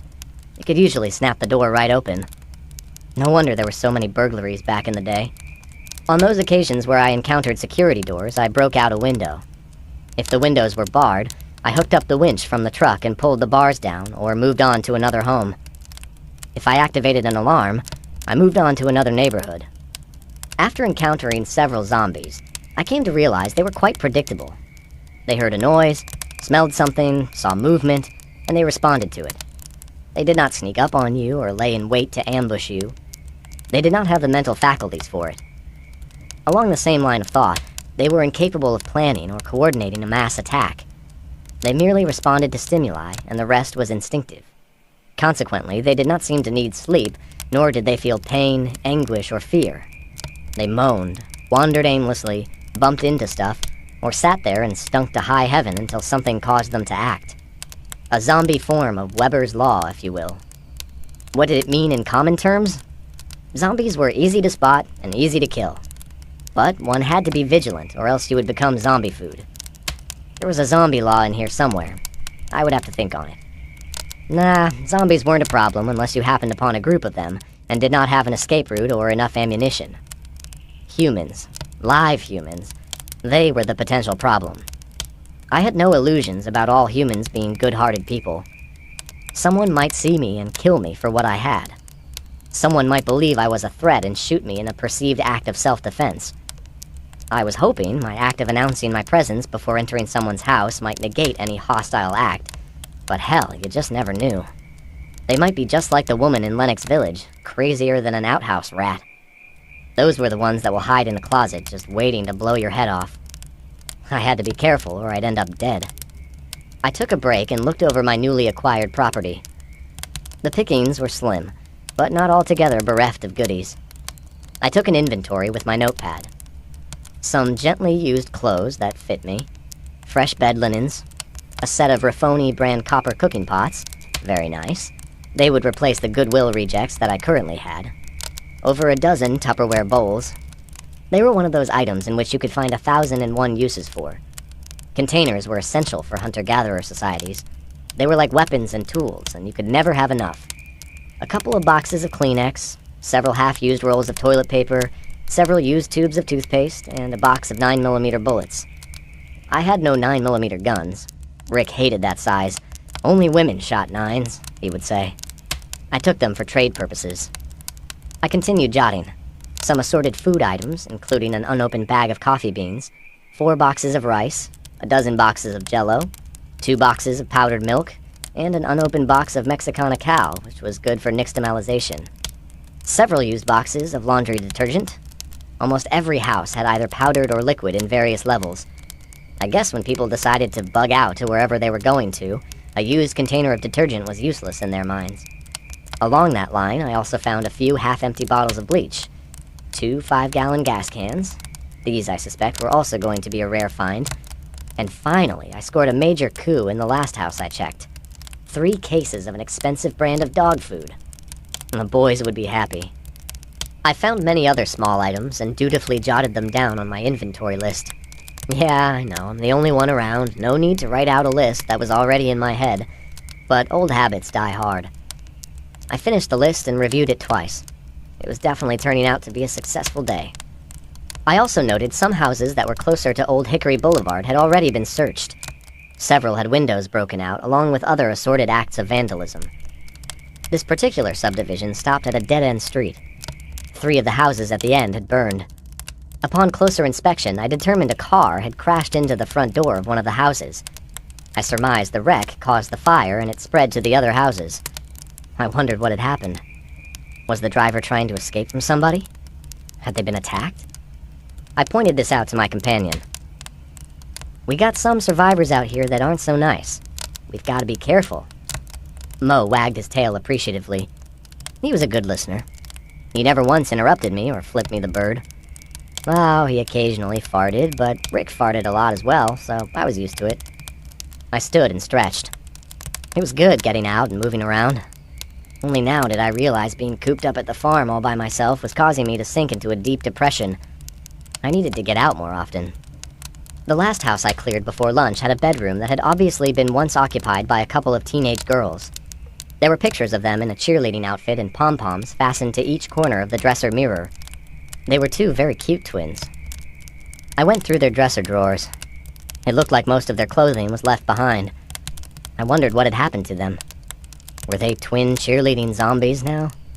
I opened one drawer and found a bunch of bras and panties. They were all very sexy looking. French cut or thongs, lacy, silky, various colors. I looked at the sizes. Very petite, but the bras were C-cups. Nice. I held up a pair of panties and felt the silky smoothness. I realized I was becoming aroused and had the sudden urge to masturbate with them. I looked at the picture again. They were blondes, with pretty hazel eyes, cute little butts, and nice muscular legs. They were wearing sweaters, which prevented me from assessing any opinion about their breasts. They reminded me of Macy. I thought about her too much. I muttered a curse and threw the panties back in the drawer. I had almost gotten myself in a good mood. Now I was getting depressed again over a woman who had hurt me deeply. It seemed like I've met a couple of those lately. I should have bent Julie over and diddled her brains out when I had the chance. Or Janet. No, scratch that idea. Not Janet. If I had made a pass at her, Rick would have been hurt. The thought reminded me of something I needed to do. Anyway, I squashed any teenage urges and walked out in front of the house. It was a fairly large 2-story with white vinyl siding. I spray-painted the standard FEMA symbol on the front door, and then affixed rule number 3 on the white siding in large block letters for everyone to see. Rule number 3. There are no righteous zombies. Z. That one's for you, Rick, I said sadly. I admired my work for a minute, and then headed on to the next street. Mo and I worked through a few more houses. The results were limited. Several of the houses had decomposing bodies. Those were the houses that had no food, but they still had their most prized possessions hidden. You know what I mean. Expensive jewelry hidden in the freezer, guns stored in the attic with insulation piled on top of them. Sounds good, right? All I found were a couple of diamond necklaces and a .22 caliber revolver with a suppressor attached to the barrel. I thought the necklaces were basically worthless, but took them on the chance I could use them for barter. The revolver could come in handy for quiet work, but I had no ammo for it. About midday, I had to take a break. I sat on the tailgate of my truck, deeply inhaling the icy but fresh air. The houses that were occupied with corpses and/or zombies reeked of putrescence. I tried clearing a house while wearing a mask, but it made me feel claustrophobic and restricted my peripheral vision, so I left it in the truck and suffered the stench. It was getting a bit nauseating. In spite of the foul odor, I was hungry. I cleaned my hands and then got a couple of sandwiches out of the cooler. Mo whined and began giving me his poor, pitiful, starving dog expression. It worked. I gave him one, and the two of us ate in silence. Suddenly, Mo started growling. I praised him, and then quickly shushed him. The zombie was down Old Hickory Boulevard, a little over 200 yards away. I was certain it had not seen me. It was shambling down the road with no particular destination in mind. I watched in half-hearted amusement, wondering how close he needed to be before he finally spotted us. Suddenly, the zombie made a beeline over to a car parked on the side of the road. He never stopped his shambling gait and literally bounced off the car. Regaining his balance, he then started slapping and clawing at the windows. It was almost comical to watch if you ignored the fact that any physical contact with him could be potentially lethal. I retrieved my binoculars and looked him over. This one, a man, could have been in his 20s or his 50s. It was hard to tell. He had apparently sustained a harsh act of violence. It looked like one of his arms had been torn off. His stump consisted of torn flesh and jagged pieces of bone sticking out. There was no blood flowing out of his stump. Was it due to no circulation system? Or does zombie blood coagulate quickly? I did not know. His lips had rotted off, or maybe another zombie had chewed them off. The rest of him looked awful. Advanced decomposition, tattered blood-stained clothes, eyes almost rotted out. I wondered how it could still see, but apparently it could. It definitely saw something in the car. I contemplated my options. kill the zombie or drive on to another neighborhood. I needed more gas. The truck was down to a quarter of a tank. I did not want to take a chance of driving too far, not finding any, and running out before I got back home. There were plenty of cars around here I could siphon from. I had been experimenting with different siphoning methods. Most of them were laboriously slow. I ended up with a battery-operated drill I rigged up to a small mechanical pump. I attached a 3-foot piece of garden hose connected to each end. Voila! I could stick one end into the gas tank, the other end into the truck's tank. It was quiet and efficient. So, the decision was made. I would kill him and continue with the scavenging in this neighborhood. I did not want to make a bunch of noise. After all, attracting more zombies would defeat the purpose. I still had not found a compound bow or crossbow, nor did I have any bullets for the newly acquired silenced revolver. It then occurred to me, I had brought a machete. It was in the bed of the truck. I quietly opened the door and put Mo inside. He would probably attack the zombie, and I did not know if he would become infected. Getting the machete, I started walking and approached as quietly as I could. I got to within 10 feet before he heard me. He turned and looked at me as if I were some type of apparition. Imagine a zombie with a decomposed face and rotting eyes looking frightened. It was so odd, I laughed. I then lunged forward with a sweeping arc of the machete. A skilled martial artist could have easily ducked or moved out of the way. But zombies aren't martial artists. His head came off somewhat cleanly, fell to the ground, and was still rolling when the rest of the body collapsed. I checked myself quickly for any harmful fluids that might have gotten on me, and retrieved my ever-present bottle of waterless antibacterial soap. I cleaned the machete first and wiped it down in the snow, before cleaning my hands and face. It reminded me back to when I killed Jasper. I had been splattered with blood from head to toe. If a police officer had stopped me, I would still be sitting in the jail cell. Whether or not I would have been alive, dead, or zombified was anybody's guess. I guess I was lucky. I was still smiling at the thought when I peered in the car to see what had captivated this thing's attention. There was somebody lying down in the back seat. Chapter 16. A reunion of sorts. I recognized Julie immediately. Skinny, petulant Julie. Even though she had her oversized coat zipped up and the collar pulled up to her face, there was no mistaking those blue eyes with the green speckles, the splash of freckles across her cheeks, and her tousled chestnut brown hair. She was looking up at me in sheer terror. Shit, this was not good. I dropped the machete and drew my Glock as I backed up and looked around. I scanned every nook and cranny, but did not see anyone else. If Julie was here, Dawn and Janet had to be nearby. I walked back to the car and watched her hands as I tried to open the back door, but it was locked. I motioned for her to come out. She shook her head. Come on out. It's okay. She shook her head again. I was not going to break out the window, nor was I going to beg. I shrugged. Have it your way. I had too much to do, and she was not on the agenda. I retrieved my machete and got about halfway back to my truck when I heard the car door open. She ran toward me until she saw the gun. She stopped suddenly. Where's Dawn and Janet? I demanded. Dawn's dead, she said. How many teenagers do you know call their grandfather by their first name? I suddenly recalled Janet calling him by his first name as well. I did not find it odd until now. I filed that tidbit away. Where is your mom? Julie's lower lip quivered. She's not here. We met some people. Mom said we should join in with them. She looked at me. They're not very nice. I walked closer to her and suddenly reached out to frisk her. You got a gun on you? I demanded. She shook her head quickly. I squeezed the pockets of her jacket, felt around her waistband, and wasn't shy about grabbing her crotch for any indication of a weapon. She flinched, but did not protest. Satisfied, I stepped back. Tell me about Dawn. What happened? She had a familiar expression on her face, as if she was about to say something smart about me grabbing her crotch, but then thought better of it. Zach, it was so weird. After we left you guys, Dawn started acting really strange.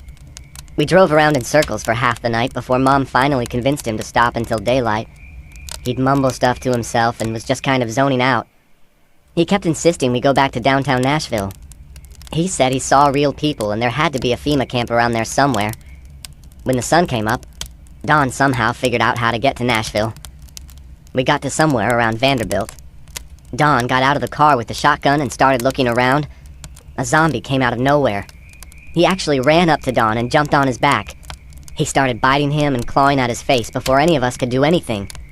I held up a hand. "Wait, the zombie was actually running? Are you sure?" I asked. She nodded. Wow. I had heard of this during the initial stages of the outbreak, but did not realize a zombie still had the capability of running. "Did you note the amount of decomposition?" Julie gave a half-hearted shrug. "There wasn't much at all. That may have been why Don didn't react right away. His eyes were crazy looking and his face was reddish, like he had a fever or something. But otherwise, he almost looked normal. So, a freshly turned zombie can run. Interesting. Even more interesting, if what she was saying was accurate, this person had turned at a much later time than everyone else had. Did I say it was interesting? A more appropriate word would be alarming. Okay, what happened next?" "Dawn was fighting with it, trying to keep it from biting him. And Mom?" I could tell she did not want to tell me, but I needed to know. I held my hand up and made a swishing motion. "Tell me." "So, Mom got into the driver's seat and drove away. She left Don. He didn't deserve that." She brushed some hair out of her eyes. It had gotten longer since I last saw her. I had to admit, it enhanced her femininity. Mine had grown out as well. I started keeping it tied back in a ponytail. I really hoped it did not enhance my femininity. Julie continued. "After that, we just drove around aimlessly. We'd park in obscure areas and sleep in the van at night. Sometimes we'd find something to eat, and Tommy got pretty good at getting gas. He'd crawl under the car and knock a hole in the bottom of the gas tank. Then he'd fill up empty milk jugs," she said, smiling proudly at Tommy's ingenuity. I had thought of this technique as well, but once you've done it, the automobile was inoperable unless you fixed the tank. I did not feel it was prudent thinking and did not do it. She continued talking. "Mom even talked about coming back to you and Rick. She seemed to think she could smooth things over. You know, blame everything on Dawn. That's my mom. Nothing is ever her fault, always somebody else's." She paused a moment. I guess she was thinking of the character that her mother was. I was pretty sure I knew how she felt. Everyone wants their parents to be perfect. When you figure out they're not, or worse, when you figure out that they are majorly flawed, it hurts. Deeply. She then flipped her hair back and continued. "We had been just kind of driving around, avoiding zombies. No real destination planned. Then the van broke down. We didn't know what was wrong with it, and we couldn't fix it. I made a comment about how Dawn could have probably fixed it, and Mom threatened to lock me out of the van. It was getting late in the day when we saw them. They were in one of those Hummer limos. There were 6 of them. They were riding around and they were standing out of the sunroof like stoned idiots, taking pot shots at zombies or anything that looked like zombies.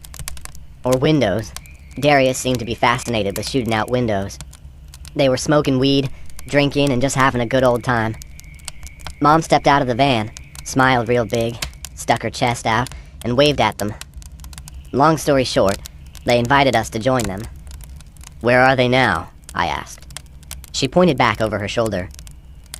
"They're staying in someone's house back that way, about 10 miles. It seemed like she was being truthful, but I was still suspicious. "What are you doing out here by yourself?" She shook her head as if she was trying to shake away a distasteful memory. "Yesterday, 2 of us decided to go out looking for food and stuff. I thought Darius was a good guy, but he pulled over on the side of the road and tried to, well, you know. I convinced him I had to pee first. I got out of the car and made a big deal out of finding a good place to squat. I took off running and managed to hide from him. He drove around for about an hour looking for me. Then I guess he gave up and left. I've been walking ever since. I was doing a pretty good job of hiding from the zombies.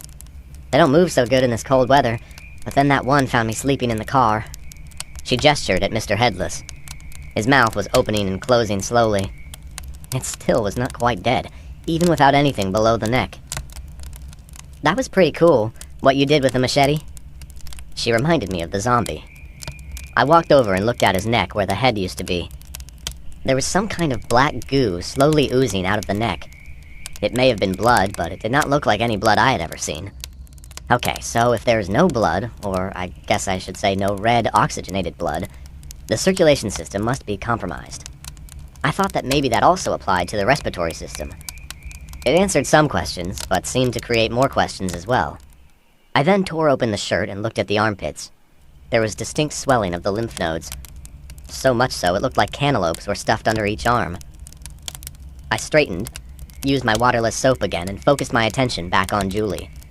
Alright, so this guy tries to rape you, and you escape. Where did you think you were going to go? She shrugged and stuck out her lower lip. I was not sure if it was a natural mannerism or if she were putting on an act like her mother had. I was hoping you and Rick would let me stay with you. I scoffed and started to shake my head. Please? I'll be good, I promise. I'll cook, clean, feed the chickens. You name it, I'll do it, she proclaimed. I had several responses on the tip of my tongue, but we were interrupted by Mo barking. I looked down the road. There were 3 figures. They were kind of standing there. Well, that was being a bit subjective. They were hunched over, definitely not standing erect. Wave at them, I said. Julie looked at me as if I was crazy. You said you'd do anything. Was that a lie? Much to her credit, she immediately started waving vigorously. No response other than the distinctive shambling walk. Zombies don't seem to wave back, so that one you saw running, he wasn't doing that? I pointed at the trio. She shook her head. The one that attacked Don, he definitely ran, and he was pretty fast, too. I thought about what she said. I wondered if one of them would still be able to run in cold weather. They were still a good distance away, but getting closer. Are you going to shoot them? She asked. I shook my head as I holstered my weapon and retrieved my machete. This is a scavenger mission, not a go-out-and-kill-zombies mission. I've got to get at least 20 more gallons of gas and anything else I can find. Time to leave. Are you coming? I trotted back to my truck without waiting for an answer. She followed. Did you bring any clothes with you? Food, toothbrush, female stuff, anything? She shook her head. I didn't think that I'd be running away. Well, let me change that. I had planned on running away when the opportunity was right, just not right then. So it was either get raped or take off empty-handed, and that's exactly what I did. I think I could eat a horse right now, I'm so hungry. I nodded my head in understanding as I retrieved the spray paint can. I still had time to paint some rules. Rule number 4. Fresh zombies can run. Old zombies can't. Big block letters so everyone could see it. I added 2 more. Rule number 5. The cold slows them down. Rule number 6. Don't let their blood get on you. Rule number 7. Higher brain functions are diminished, but they're still dangerous. I finished it off by signing a Z underneath. Julie looked at it and smiled. Nice. Are you putting these everywhere? She asked. I nodded. Everywhere I can. Maybe it will help other survivors. When we got to the truck, Mo instantly attacked Julie with devastating licks to the face. He barked, jumped, and spun around in the truck the way excited dogs will do. I had no idea that the 2 of them had bonded in the short time that she had been with us. He apparently missed female company too. Julie hugged him and shortly spotted the cooler sitting in the back seat. I had no doubt she was as hungry as she claimed. I cocked my thumb at it. I got some food and a jug of water in there. Help yourself. Now, let's see if we can get you some clothes. She quickly turned in the seat and dove into the cooler. Whoa, whoa, hang on. I reached into my jacket pocket and retrieved the waterless hand sanitizer. Always use this or some equivalent. We don't exactly have ready access to antibiotics and doctors. She looked at me funny. I never thought of it like that, she said, and squirted her hands liberally and rubbed them together before looking in the cooler. I made a U-turn and headed back to the cheerleader's house. I ignored all of the stop signs and we arrived in short time. I parked and pointed. Julie had already finished the sandwich and was wolfing down a Twinkie as I parked. I cleared my throat. She looked at me with a dirty mouth. I've already cleared this house. There's a bedroom upstairs that looks like 2 sisters lived in. There's some clothes that I think will fit you. Go up and grab what you want. Don't waste your time on the frivolous crap like high-heeled shoes. Focus on the practical. I handed her some of my newly acquired trash bags for her to put her clothes in. She nodded, and I watched as she tore into a 3 Musketeers candy bar. Damn, I was saving that for dessert. Aren't you coming with me? She asked between bites. I remained seated. I'm going to watch for zombies. She stared at me with those bright baby blue eyes. The chocolate-smeared lower lip stuck out for a moment. Are you going to leave me? She had me on that. I must admit I had considered it. I considered it strongly. Something about the way she looked at me, though, caused me to make a decision. No, but we might have to have a little talk in a minute. Now, go get some clothes, and don't forget feminine hygiene stuff, I directed. She smiled tentatively and jogged to the front door. While I waited, I let Mo out so he could do his business on the snow-covered lawn. He sniffed a bit, dug at the snow, and then dropped a big steaming turd. He sniffed his creation and then looked at me for approval. I gave him a thumbs up. One less pile I would have to shovel out of the yard back home. A couple of minutes later, Julie came running out of the front door with 2 overstuffed black plastic bags and put them in the back of the extended cab. "Just 1 or 2 more loads," she said breathlessly. I handed her some more trash bags. She nodded gratefully and ran back inside. She came back out 2 more times. The last time, she showed me a bag full of bras and panties and then put them in back with the rest. I found some shoes and socks, too. I hoped she chose something like running shoes or hiking boots. Her brow was glistening with perspiration. "All of that running got me hot," she laughed as she unzipped her jacket. She was wearing a plain t-shirt that offered me an occasional glimpse of her breasts pushing out. They were not as large as Macy's, but they were still nice. You know, it was a stupid thought. I'd not seen any breasts from a living woman since the fateful night with Macy. Almost any breasts would look nice right about now. I waited for her to get settled in the truck. She was still breathing hard and her cheeks were a rosy red. The way she looked and the way she looked at me caused my loins to start aching. I focused out the window like I was watching for zombies and not imagining her all sweaty and naked. "So, did you find any hygiene products?" She nodded. "I found a travel bag with a lot of stuff in it." She pointed it all out. Good. She found a few boxes of tampons, something I definitely did not have back at the farm. Maybe that was what Rick was thinking about when he tried to get me to buy them back in November. I pointed at the pile of clothes. "So, what's with the bras? Seems like they're a little too big for you." "Yeah, I know, I couldn't resist." She reached over and punched me in the arm. "You are so mean sometimes. I'll have you know my boobs are a decent size for my age. I've lost a lot of weight recently, as if you didn't know. Don't think you won't be staring at them when I gain my weight back," she finished with a scoff. She was probably right about that, but I was not going to admit it. Mo snorted and licked a spot of chocolate off of her face. I stifled a sigh. "Well, about that. I think it would probably be better for me if I put you up in a house on your own. Maybe this house, or one like it." "But why?" she asked. "Because I am convinced you and your family were being untruthful when we first met, and therefore I'm not so sure that I trust you now." "What do you have to say to that?" She caught her breath, held her hands in front of her, and spread her fingers. "All of that wasn't my idea. It was Mom's, and she told us to go along." I made another "continue, please" motion with my hand. "Don is not really my grandfather. He was Mom's boyfriend. She was screwing around on Dad, who apparently had his own girlfriend. Don owned a car dealership in Fayetteville, and she worked for him. He is, or was, pretty rich, and he spent a lot of money on Mom. She was always driving a new car. He even bought her a boob job." She sighed, held her hands up, and then dropped them limply in her lap. "It was just a fucked up situation. The part about the gym and Dad getting killed by zombies is true. When that happened, the rumor started. They were saying that somehow Mom set Dad up to be killed." She shook her head in disgust. "He's the one that volunteered to go out. They didn't set him up. He was just trying to impress the women. My dad was like that. He wanted to be a hero, but there were too many zombies to shoot and his group was overwhelmed.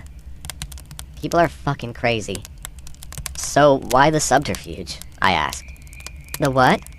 "Why in the hell did your mom and Don create such an elaborate, crazy story? Why not simply tell the truth?" "Oh." She fidgeted a moment before answering. "Mom thought you two would be all about having a single woman around. We saw Rick and were about to drive up when Mom told Don to stop the car. That's when she came up with the story.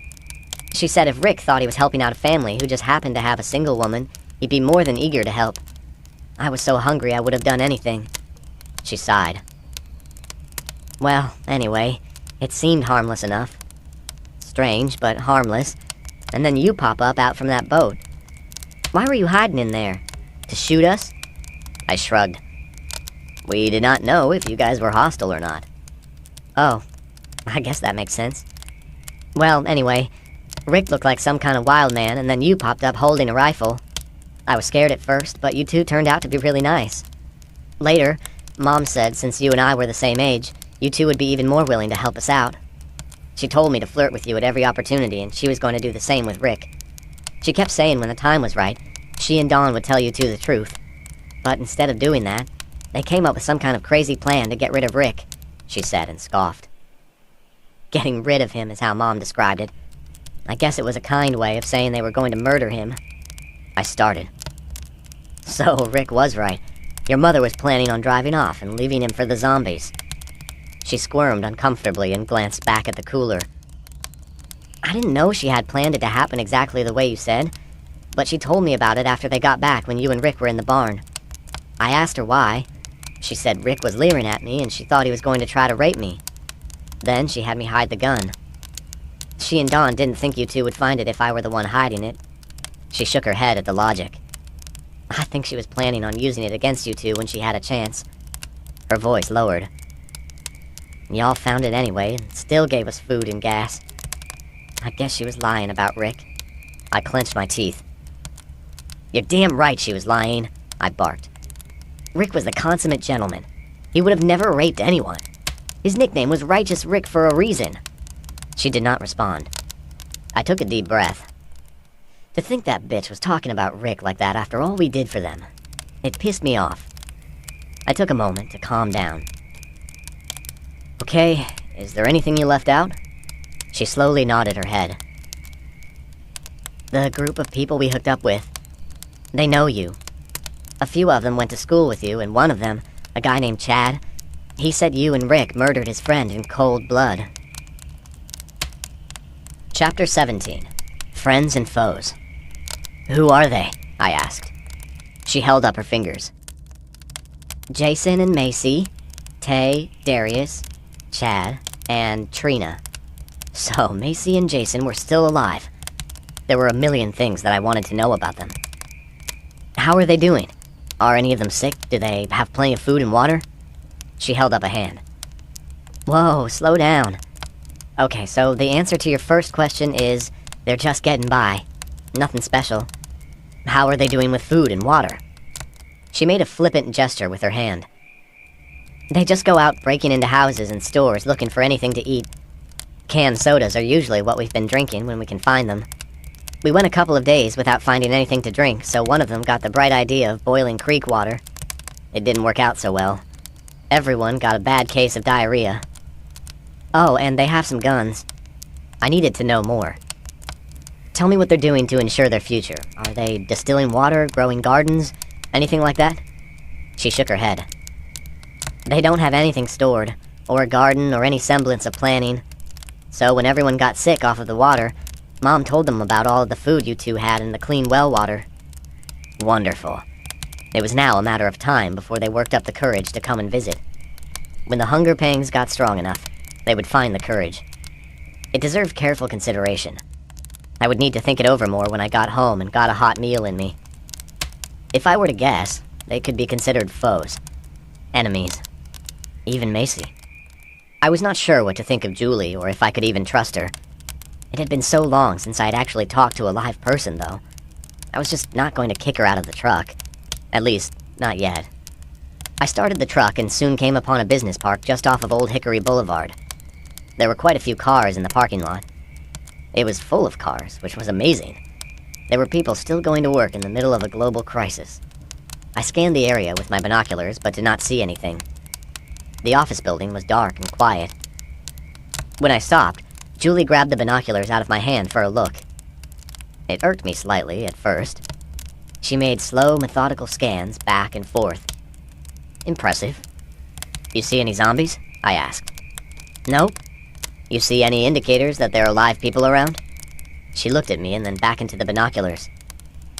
"I don't think so." Look at the parked cars carefully and tell me what is significant about them, I said. She looked them over. I don't see anything that jumps out at me. They're just all covered in snow. Then it hit her. That's it, isn't it? The cars are covered in snow.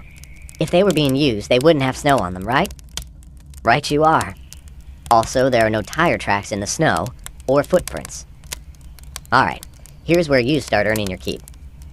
We need fuel. Regular gas. We have plenty of diesel fuel at the moment, but we need gas. Most of the tanks at gas stations and convenience stores were emptied out when people started panicking. Also, cars abandoned on the road are probably going to be empty. So, instead of wasting time, we apply some logic. Here are a bunch of cars parked in a parking lot. When people fled for their lives, did they drive all over, run out of gas, and then park their cars in an orderly fashion in a parking lot? No, of course not. So the odds are they still have gas in them. Julie nodded in understanding. Yeah, it makes sense. Do you want me to crawl under them and drain the tanks while you keep guard? I shook my head. We're going to do it differently. Come on, I'll show you. I parked near some cars and retrieved my pump. This way, we're not ruining any gas tanks. It may or may not matter, but you never know. Now, when we're done, just leave the gas cap cover open. So we know we've already drained the gas, she said. Exactly. And don't forget to look inside every car you can. We might find a present or two. Just be careful there isn't a bad surprise waiting to sink their teeth into you.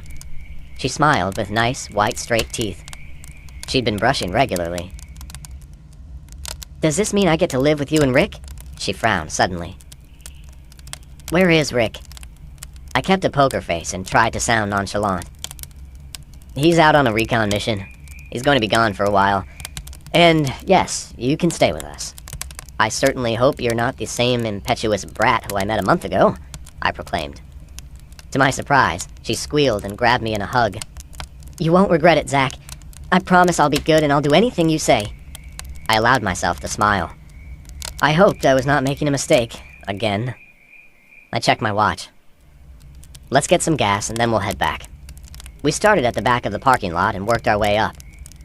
We had the truck's tank filled in under an hour, and now only needed to fill the 5-gallon cans I had. Julie pointed at a utility van. I bet that one has a big tank. I nodded. Absolutely, let's do it. We trotted over to it. Julie tried the door handle. It was unlocked. She started to jump in. Careful, I chided. She stopped and peered in carefully. Satisfied nobody was inside, she checked it out. I looked around for any company. Paranoia kept you alive, Rick would say. Whoa, hey look, she said. I instinctively reached for my Glock. What is it? She stuck her arm out the door and held up a set of keys. They were above the visor. You want me to see if it will start? Sure. This thing will be a gas guzzler, but we may be able to use it. To our surprise, it started right up. How much gas does it have? She looked at the gauge. Almost a full tank. Awesome. Can you drive it? She grinned. It was a grin I was quickly beginning to like. One way to find out. What do you have in mind? Let's take it home with us, I said. Julie followed me closely. I bet she thought I might try to speed off and lose her. The truth of it was, I was lonely. Very lonely. Achingly lonely. I could have done without a woman, I suppose, if Rick were still alive. He and I were a good team. We worked well together, and I enjoyed his company. I was no hermit. I needed a friend and a partner. Being an incredibly cute female the same age as me might work out very nicely. I hoped. We neared the intersection where the road to the farm intersected with the state highway. I pulled over and stopped about 100 yards away. What are we doing? Julie asked when she got out. Let's park this van off the side of the road right here. It'll be a backup vehicle, I said. She gave me a confused look. I don't understand. We have plenty of vehicles at the farm, 3 automobiles, 2 tractors, and 2 ATVs. We need to spread it out. We're going to start parking backup vehicles at various locations. She nodded in understanding. Ah, smart. She then gave a small frown. We should disable it somehow, so nobody else can take them. But it needs to be something that we can fix quickly. I nodded in surprise. I had not thought of it. That's a good idea. I pondered it over for a minute and then opened the fuse panel located on the side of the instrument panel. Sure enough, there was one fuse I could take out and the van would not start. Okay, you see which one I've loosened? Julie pressed up against me and looked closer. Macy was the last girl who had pressed up against me. Even though both of us were wearing heavy coats, the close contact was making me nervous. I cleared my thoughts and explained. This way, we don't have to do something outside of the van to get it going, and it's a quick fix. Just open the panel and push it back in. I took the key out of the ignition, put it under the visor, and straightened. Julie straightened as well, but remained standing next to me in the doorway of the van. See, we're making a pretty good team already. She looked at me expectantly. Have I done a good job today? I must admit you have. More than you think, I thought silently. You've made me smile. I've not even felt like smiling since Christmas. Good enough to deserve a hot shower? She smiled hopefully. I laughed now. Something else I'd not done in a while. I don't see why not. I could use one as well. I stopped at the head of the bridge and used the binoculars on the house, which was about 200 yards away. It was on a small rise about 30 feet above the level of the creek. Nothing appeared out of order. I got the backhoe out of the way and motioned for Julie to drive the truck through. I'd been leaving the concertina wire out of the way because it was such a pain in the ass to move into place, but now I painstakingly strung it across the bridge and tied it down. Larry and Curly ran out of the barn to greet us, and after we petted them, they ran over and sniffed Moe's ass. You get your clothes inside. Oh, and I found some fresh sets of bed linens. How about changing out the beds? I'm going to get the rest of the stuff and get the gas stored. Then we'll get the generator going and start supper. Julie smiled again. Okay, she replied and grabbed an armful of stuff. I have to admit, I got everything unloaded, the gas stored, and the generator going quicker than I ever had before. I was a little winded because of it, and took a moment to catch my breath before I went inside. Hey, it's me, I said as I walked in the door. In here, she replied. I walked in my bedroom. She had taken her jacket off and hung it up in the closet. The t-shirt advertised the Fayetteville High School. She had lost even more weight since I had last seen her. Still, my loins were awakened. Oh, I guess I should have asked first. Can I share drawer space with you? I don't have anywhere to put these clothes. They won't take up much room. Oh, I didn't think of it either. Sure, no problem. You'll be using Rick's bed while he's gone. On our next scavenging trip, we'll see if we can find a suitable bed for you. We have an extra bedroom that's full of stuff at the moment. We've just been using it for storage, and I can clean it out and fix it up. There was a moment of awkward silence while we stared at each other's feet. I got the generator on. Usually takes about 15 minutes for the water heater to warm up. I was planning on fixing up a casserole dish. I kind of just mix different stuff together and cook it up. Does it sound okay? It sounds wonderful. Let me wash my hands and I'll help, she said eagerly. I nodded appreciatively. I did not want to be constantly chiding her about hygiene. I washed up in the kitchen and went to work with the newly acquired copper cookware. Julie joined me a few minutes later. Those are nice. They look like they were expensive. I imagine they were. Did you know copper is an incredible metal? When it is heated, it can actually kill bacteria.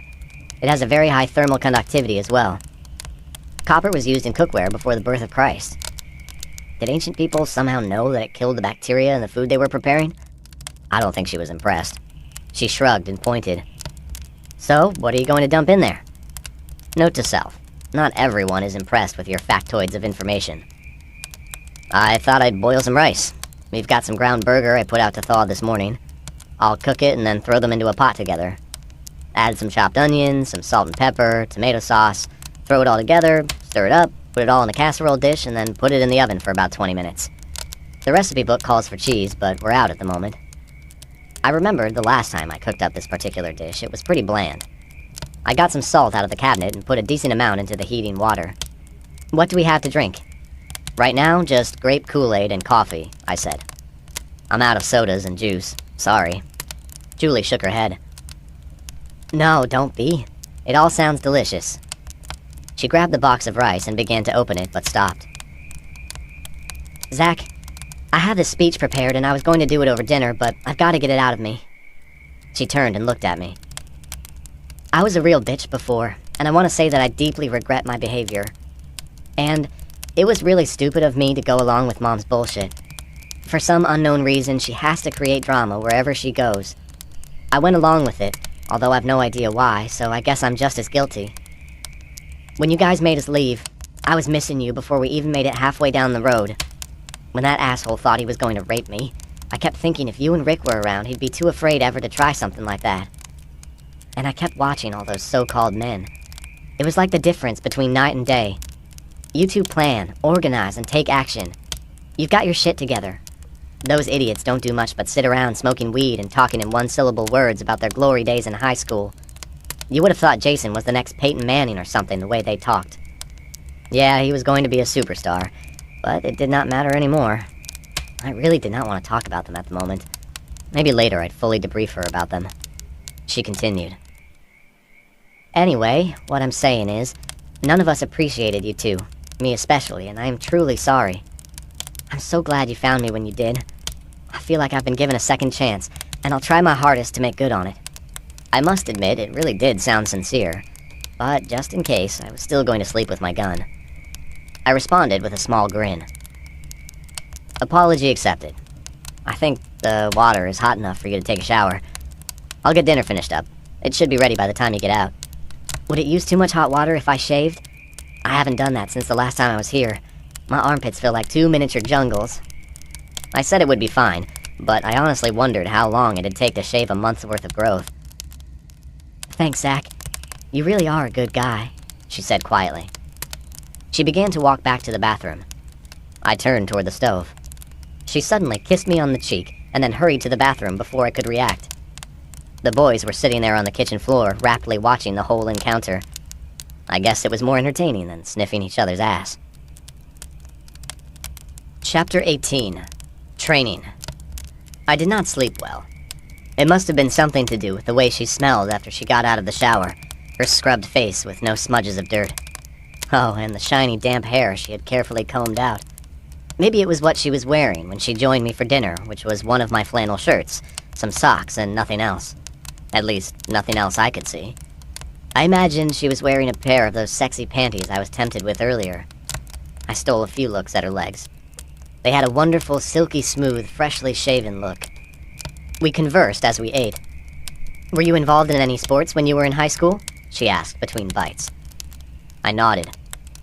Cross-country track. I was a long-distance runner.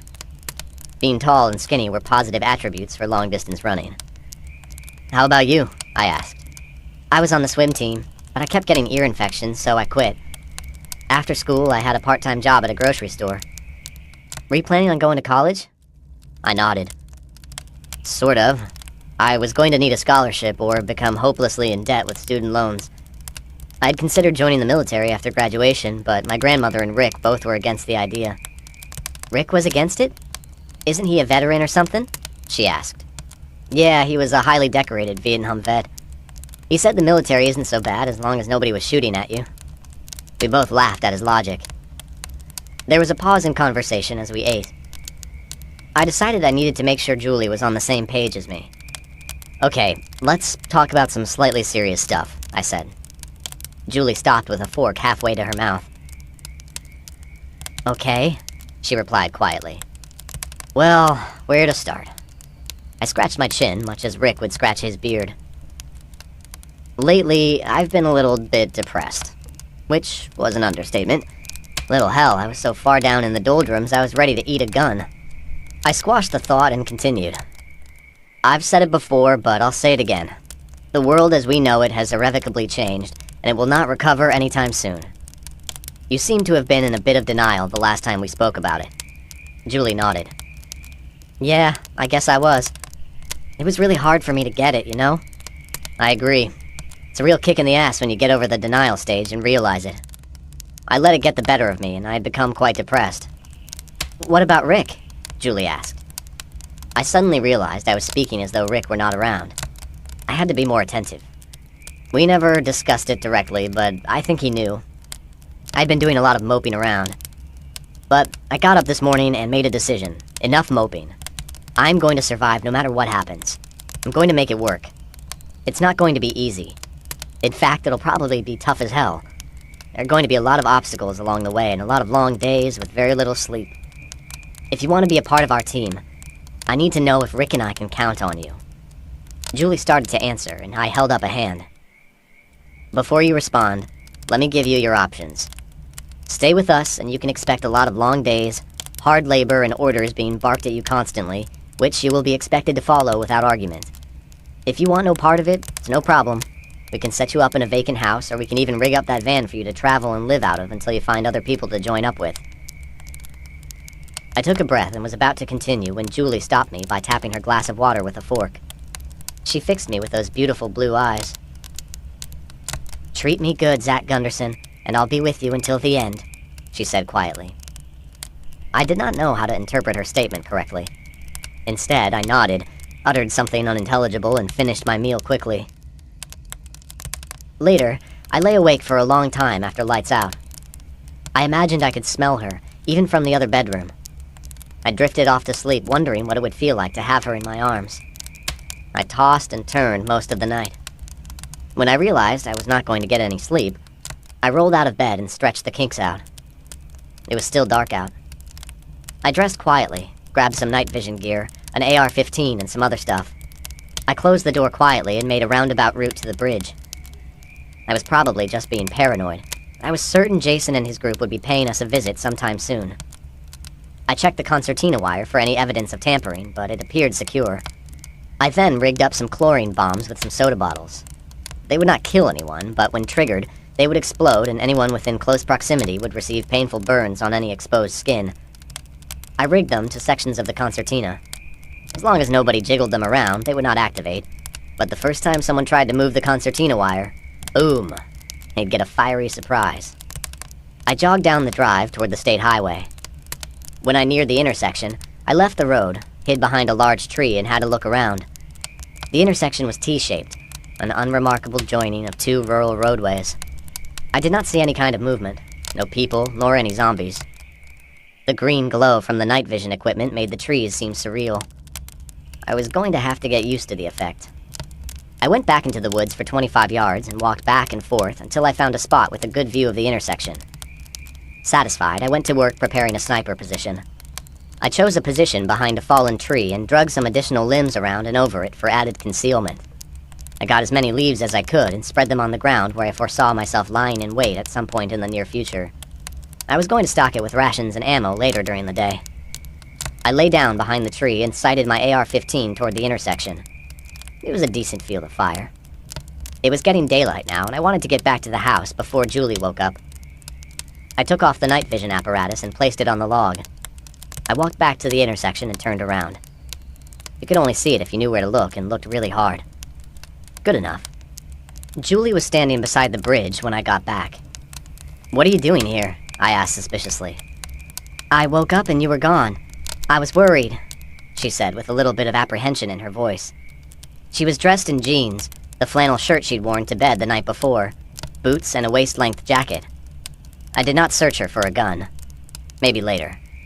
After a few seconds, I caught my breath. "Alright, let me show you something." I showed her the booby traps and explained what they did when they were moved. "So, anyway, I'm glad you didn't decide to fool with this, or else you might have gotten hurt." Her face lit up. "Does this mean you actually like me?" I smiled. "I suppose I do. Let's go eat. I'll race you." I took off running. Julie squealed and hurried after me. She kept up pretty well, in spite of my head start. I finished first and waited on her. "You cheated," she lamented as she ran up. I laughed, and soon she was laughing as well. "I'll get you back. You just wait." I was still chuckling as the two of us prepared a meal of eggs along with a batch of biscuits. I had several jars of jam and butter, but the flour would only last us a couple of more months. I ground up some of the coffee I had recently acquired, and it was surprisingly good. Julie was savoring each bite. "I've not eaten any eggs since before Christmas." "I'm glad you like it. Eat up, because we have a lot of chores to do today.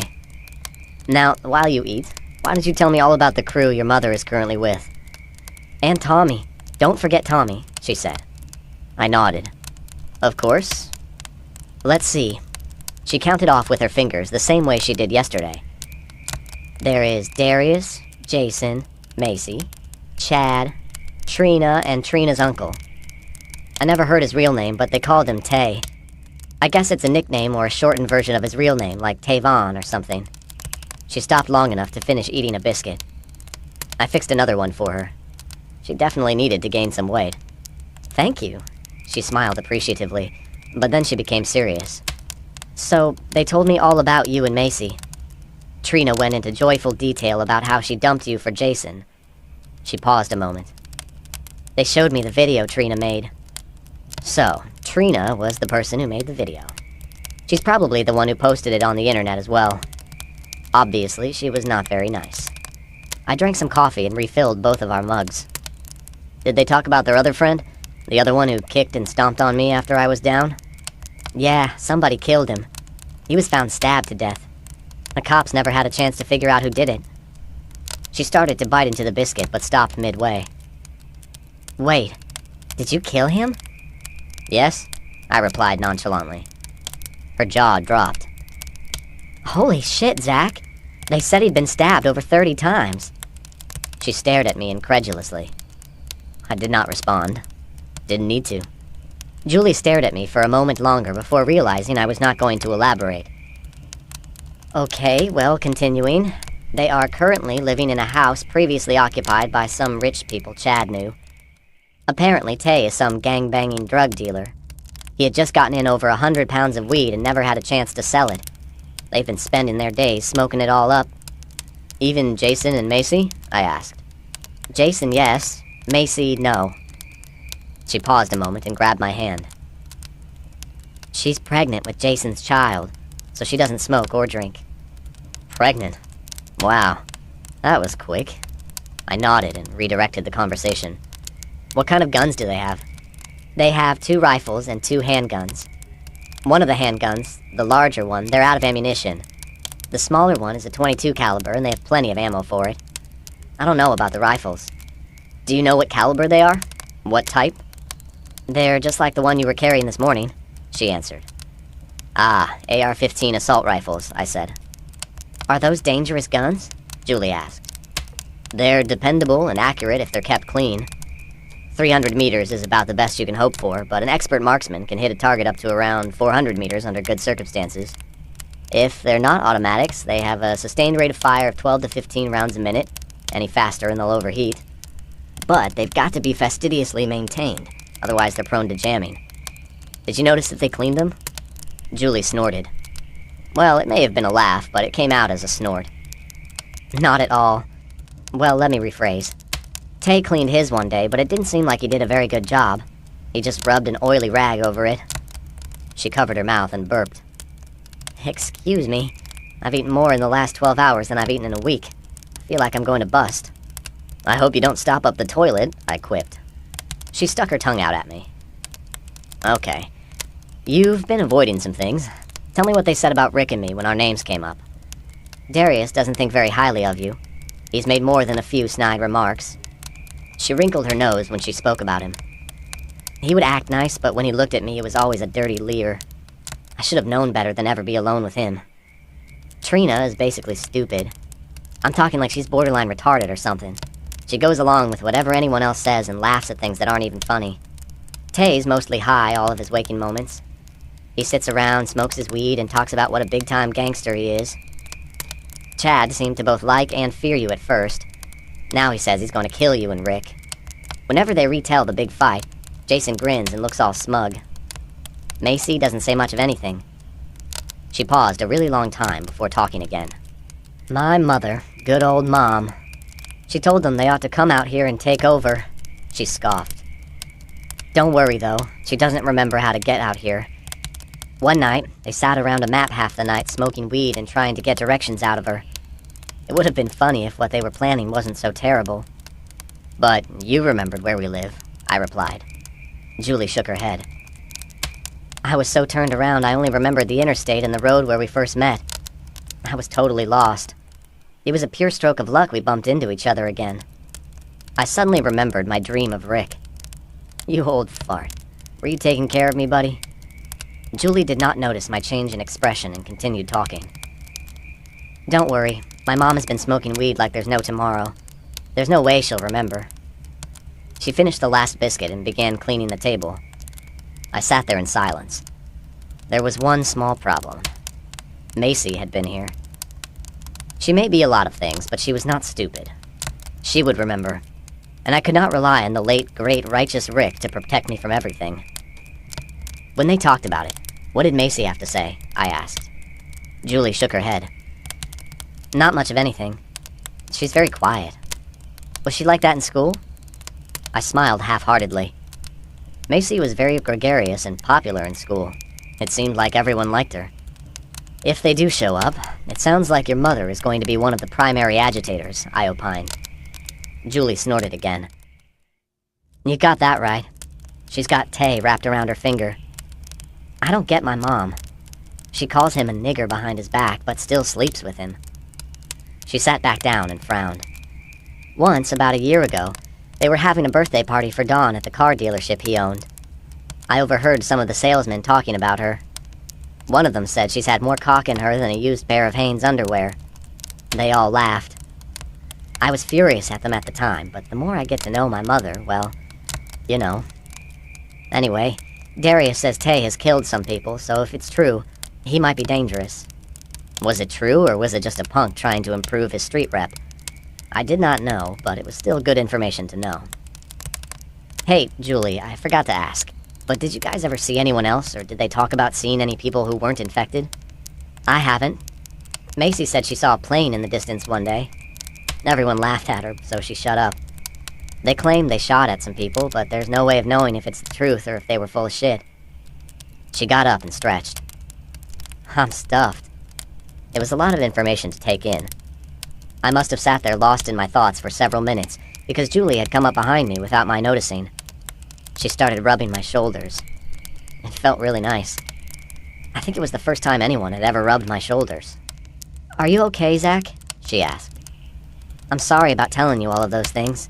It must have been really hard to hear. I reached up and patted one of her hands. Not at all. Thank you for being truthful with me. She leaned down and rested her chin on the top of my head. We're a team, right? I squeezed her hand now. I did not want to let go. Yes, we are, I sighed. I think you should know that Macy knows where the farm is located. She's been here before. When they get hungry enough, they'll show up.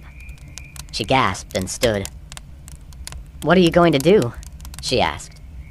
If it's just Macy and Jason, I'll try to help them out, I replied. She gasped again. Really? After what they did to you? I shrugged one shoulder. Macy can't help it that she fell in love with someone else. It hurt, sure. It hurt like hell, but I'm over it.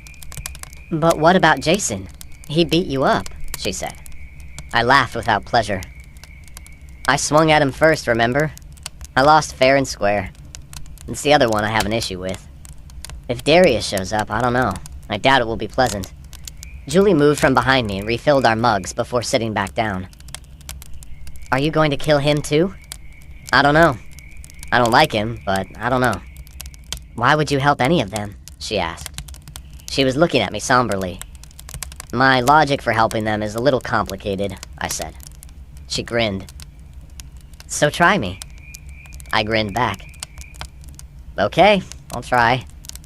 Think of it from this perspective. It all centers on the collapse of our society.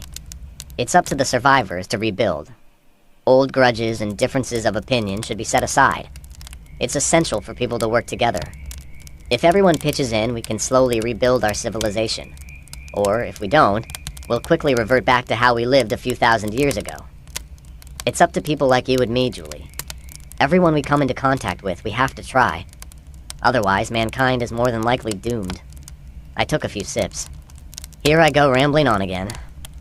The first thing we need to do is maintain a suitable life for ourselves. We've got a lot of work to do, and I've got some training for you. Come on, you're helping out. No Xbox for you today. Her mouth fell open. Oh, you smartass. I got up and Julie smacked me on the butt as I walked away. I jumped and she giggled. I couldn't help but grin. I've been doing a lot of grinning lately. It felt good. We finished up the day in the barn. I'd cleared off one of the workbenches and had all of our weapons laid out. I think I remember you saying you shot a gun before. Yeah, I had a boyfriend who liked to skeet shoot with his father. I tried it out a few times. Boyfriend, huh? Did he survive? I asked. She shrugged. We had broken up about a month before the outbreak. I never saw him at the school gym, so I honestly don't know. It wasn't anything serious. She picked up a pistol and aimed at an imaginary target. How many people do you think survived? It's difficult to make an accurate estimate. There are a lot of variables to consider. If it is a 1 in 6 survival ratio, that's a little over 1 billion worldwide. 1 in 10 ratio, about 600 million. You get the idea. And then there are the zombies, she added. Yeah, the zombies are a major variable. A lot of people are going to be killed because of this plague and the ensuing chaos. I've got a working theory about the zombies, but right now I'm going to teach you about firearms. Let's get started. I spent the next 2 hours going over the various firearms in our inventory. We started with the shotguns, which she already knew the basics of. The 12 gauge is a natural man killer. There are larger bores like the 10 gauge, 8 gauge, and I believe there is even a 4 gauge, but those are meant to be used on large game. We don't have any of those, so don't worry about them. This one here, I picked up a shotgun, is a Remington Model 870 12 gauge shotgun. I pointed to another shotgun. His brother here is a Remington Model 1100. The 870 has a pump action, see? I demonstrated and worked the action. The 1100 is a semi-automatic. That's the only real difference. Both of them are 12 gauge. I continued with each weapon, going over the advantages and limitations of each. Julie bit her lip. I hope I can remember all of this, she said. Don't worry, I'm going to be repeating all of this info over and over until I'm blue in the face and you're sick of hearing it. But you'll have it all memorized before I'm done. Now, I'm going to show you how to break each one of them down and how to properly clean them. I spent the next 2 hours going over 3 weapons, the 870 shotgun, the AR-15, and the Glock Model 23. I only worked with her on those 3 because I wanted her to be proficient in as short a time as possible. Where did you learn all of this from? She asked. I smiled. From Rick. He taught me the exact same way I'm teaching you. The man is amazing. When he gets back, is he going to be okay with me being here? Julie asked. I mean, he seemed ready to kill all of us the last time I saw him. He was really mad. I missed the man. I had to be careful or I was going to tear up. I'm betting he already knows you're here. It'll be fine. I hope so. I'm starting to like it here. I looked over at her. She just smiled and continued scrubbing the AR-15's bolt. We eventually finished cleaning all of them. It had taken the rest of the afternoon and the sun was setting. I finished with showing her how to load and fire the AR-15. This one is sighted in at 100 yards. Let's take a walk outside. We walked in front of the house. It was on a hill overlooking the creek, bridge, and roadway. How far is the bridge from here? I asked. 100 yards? She scrunched her eyes up as she guessed. I grunted. 200. So if you aim at someone on the bridge, when you look through the scope, you aim 1 mil higher. Try it out. Do you see the little dot? She held the rifle up and squinted into the ACOG scope. Yeah. Okay, good. Now look at the bridge and the area immediately around the bridge. What do you see? You've got some fence poles and barbed wire strung up on the far side of the creek, and you have the backhoe blocking it on the other side. Can't people just wade through the creek? It runs about 6 to 8 feet deep. Plus, right now, the water is really cold and the banks are slick. It would be very difficult. Rick has also rigged up some booby traps in the creek bed. Anyone walking through there will get his or her foot impaled on a sharpened spike. What else do you see? She squinted, but came up with nothing. Look at the tree limbs. See the various white strips of cloth tied to the limbs? I asked. She nodded. They give you an indication of your wind currents. You guys put them there on purpose for adjusting your aim, right? I nodded. I know what that's called. Kentucky windage, right? She asked. Exactly, I replied. You guys have really thought this all out. When we go inside, I'm going to teach you the purpose of the range cards we have beside each window as well, I said. After dinner, I hope. Can we take showers tonight? I thought about it and shrugged. We have laundry to do as well, so we'll have the generator going anyway. At this, Julie put her arm through mine and hugged herself against me. And yes, I felt her breasts press against my arm. At least, I believed I did. We both lapsed into a comfortable silence and stood there admiring the sunset the way romantic couples do. Our reverie was broken when I heard the sound of crunching gravel. A car was approaching. I was pretty sure I knew who was coming. Here, take the rifle and crouch down behind the truck. If it's who I think it is, I don't want them to see you. I reached into the cab of the truck and retrieved the binoculars. It was a black sedan and there were 2 people in it. It approached very slowly, as if the driver was uncertain what awaited them. Did they have a black four-door? Maybe a Dodge Stratus or something like it? Yeah, Jason has one, she said. I nodded knowingly. I knew they would show up eventually, especially after everything Julie told me about their living situation. My estimation was off, though. I thought it would be at least 2 more days before they got up the nerve. The car stopped in front of the concertina. A short time later, Macy exited from the passenger side. I did not recognize her at first. Her facial features were drawn and stringy hair peeked out of a soiled stocking knit cap. She looked around and approached the wire. There was no way I could stop her in time if she tried to climb over it. Thankfully, she stopped a few feet away and started waving a white rag. How quaint. I set the binoculars down and spoke to Julie. I'm going to go down there. Watch my back. If there's trouble, start shooting. She was looking up at me now. You remember how to lock and load and take the safety off? She performed the actions in front of me. Like that? I nodded in satisfaction. Yeah. Now, here's another quick training lesson. There are hand signals Rick and I use. There are only 2 I need you to know right now. If I raise my hands like I'm surrendering, it means my life is in danger.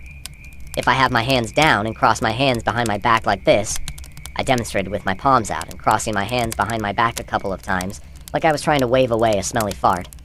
It was a signal from some old warrior poetry, Keats or Kipling, I believe. One thing was for certain. None of them read poetry, not even Macy. Okay, if I make this signal, it means all is well and to hold your fire. Got it? Yeah, okay. Zach? She looked concerned. Be careful, and come back to me, please, she said earnestly.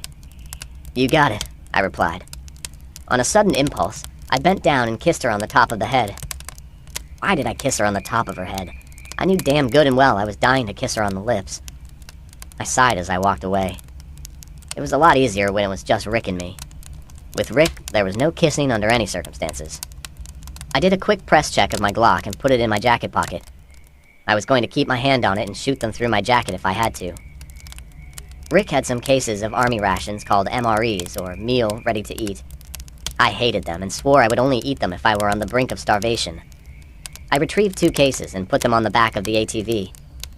Macy waved the white rag again as I approached. I parked the ATV on the opposite side of the concertina wire and sat there a minute looking them over. They were certainly a sorry-looking pair. Their clothes were looking rough and stained. It was hard to see their physiques because they were both wearing loose-fitting heavy clothing, but their faces were thin and drawn. Their car did not look much better. The windshield was cracked in a starburst pattern, and there appeared to be hair and small pieces of flesh embedded in the cracks. The hood was dented also, along with a broken headlight. Hello, Macy, I said lightly.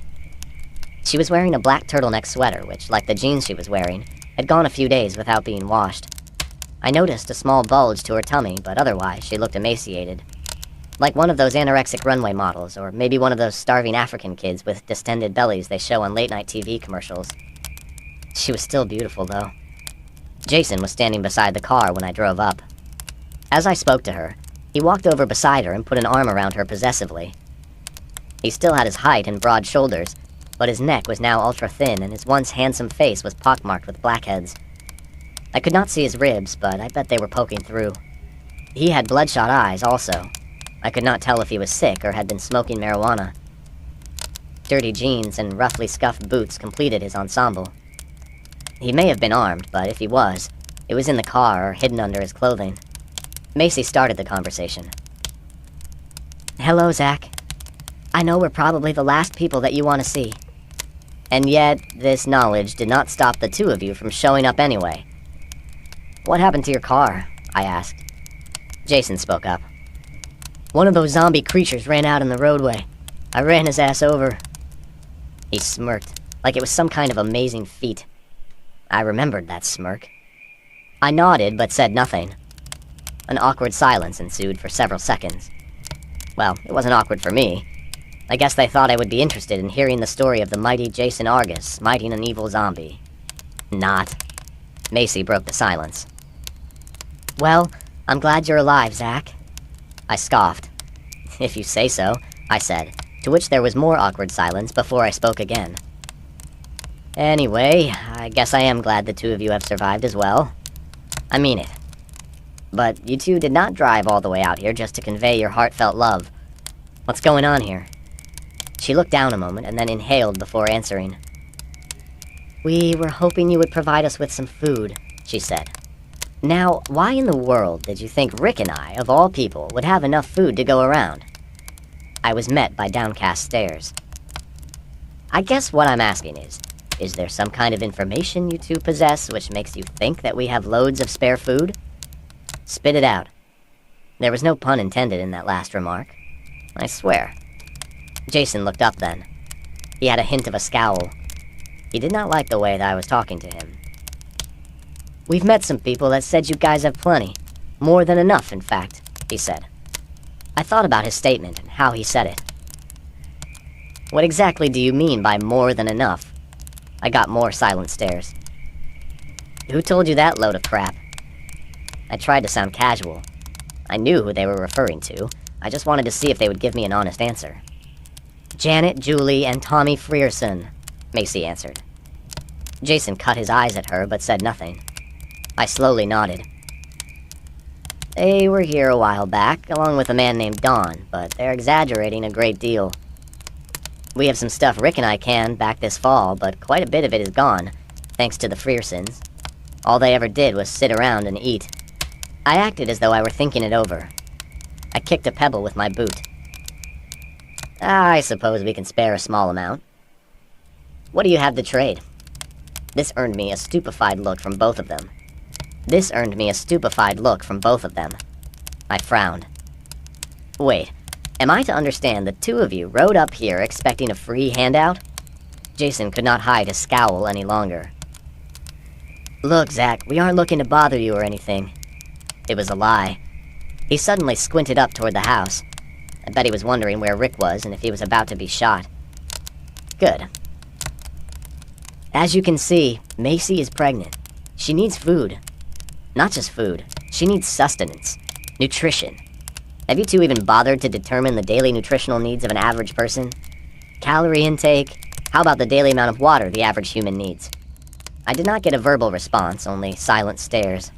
I sighed and shook my head. Yeah, I was being a smartass, but so what? So, you two didn't answer me. Do you or do you not have anything to trade? Macy actually hung her head now, like a puppy dog being scolded for crapping on the carpet.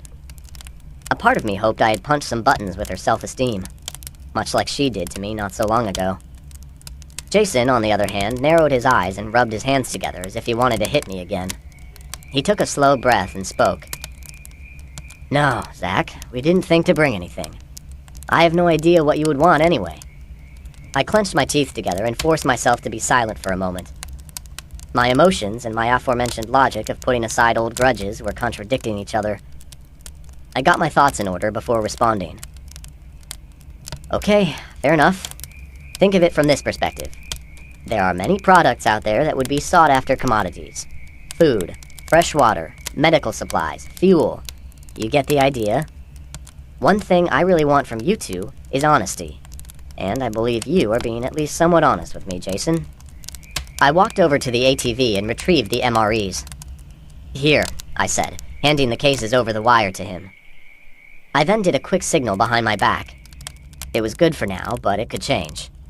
I watched their hands and kept an eye back down the road.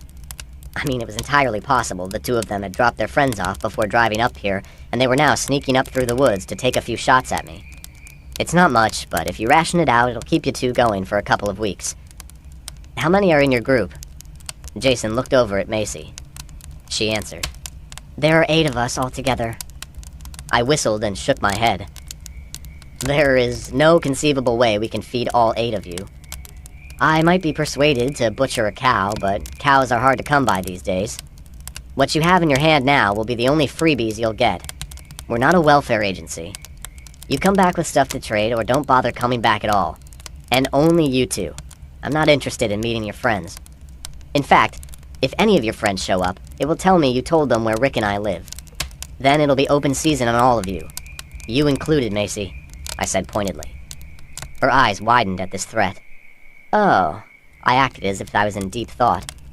Speaking of friends, Jason, what was the name of your center on the football team? His eyes narrowed. Jasper Goad. Why? He was one of the punks who put the boots to me. The other one, your friend, Darius. Did he survive? They both nodded. I looked at Macy. Have you seen Felix? I haven't seen him, she answered. I've not seen anyone else from high school. Jason interrupted. Wait. Why did you want to know Jasper's name? He demanded. His eyes were still narrowed at me. I fixed him with a stare of my own. We bumped into each other one night in a parking lot. He never bothered telling me his name, but he attacked me again and tried to rob me. He bit off more than he could chew, metaphorically speaking. Both of them paled in realization. My voice went down an octave. Jason, keep your boy Darius away from me. As far as I'm concerned, he's a kill-on-sight target. Jason nodded his head slowly, but there was no friendliness in his eyes. I wouldn't go around making offhanded threats like that if I were you, Zach. Darius is pretty tough. I'm sure people said the same of Jasper. If Darius is truly your friend, you'd best warn him. I was through with the chit-chat. Jason was starting to irritate me, and I really wanted this to be a civil meeting. He stared at me for a moment. I was not sure what he was thinking. Any thoughts he may have had about how he was going to handle me seemed to have fizzled. He did not like me, but hunger was the stronger feeling. He looked over the boxes. Macy pointed at them. What are those? Military rations. They're stored in individually sealed packages. Each package is supposed to have the correct amount of nutrition. I did not tell her they tasted awful. She looked at me appreciatively and silently said thank you. When can we come back? Jason asked. I'm thinking Sunday afternoons will be good for Rick and me. Make it 2 weeks from today. Where is Rick? Macy suddenly asked. I bet they were wondering the whole time where he may be. Oh, he's nearby. Guys, I guess I should have said this earlier. Just don't do anything sudden or anything which could be perceived as hostile. He's probably got his crosshairs on one of you. I don't know which of you he dislikes the most. I looked around nervously and lowered my voice to just above a whisper. Listen, steer clear of him. Just between us, he's gone off the deep end. He thinks he's back in Vietnam and wanders around the farm dressed like Rambo. It's got me a bit worried. Jason scoffed and kicked at a rock. Macy looked around worriedly before she continued. Okay. What kind of items are you willing to trade for? I mean, like Jason said, we have no idea what you want. I sighed deeply. I couldn't help it. I'm getting the distinct impression that the two of you and your group have done no planning whatsoever. Jason scoffed again. He did not like being on the defensive. Here's why I say that. If you think it through, you will know exactly what commodities are valuable items. Those same items would make them good for barter as well. I tried to keep it simple. Food, for example. If you find 4 boxes of cornflakes, bring 2 of them back here and we'll work out some kind of trade. And of course, there are many other items that would be considered valued commodities like gasoline, hygiene products, toilet paper, toothpaste, dental floss, weapons, ammo, and any type of medical supplies. Come on, you two, think it through. Put together a plan with your friends on how you can most efficiently gather supplies. You get the idea, right? They looked at each other and nodded grudgingly. Good, because we only have a limited supply. Rick and I will be lucky if we can last until summer, but I'll try to work with you two.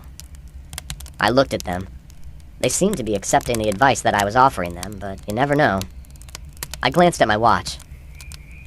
We need to wrap this up. I've got stuff to do now, so we can talk again in 2 weeks. Meet me at this spot at, let's say, 4 p.m. By the way, congratulations on the pregnancy. I truly hope you two are happy and you have a healthy baby. I turned to go, but stopped. If you don't mind me saying so, get away from those so-called friends. Find an out-of-the-way place and make yourselves a home. We'll try to help if we can. We'll give you some cattle. We'll help you get a garden going in the spring. I mean it.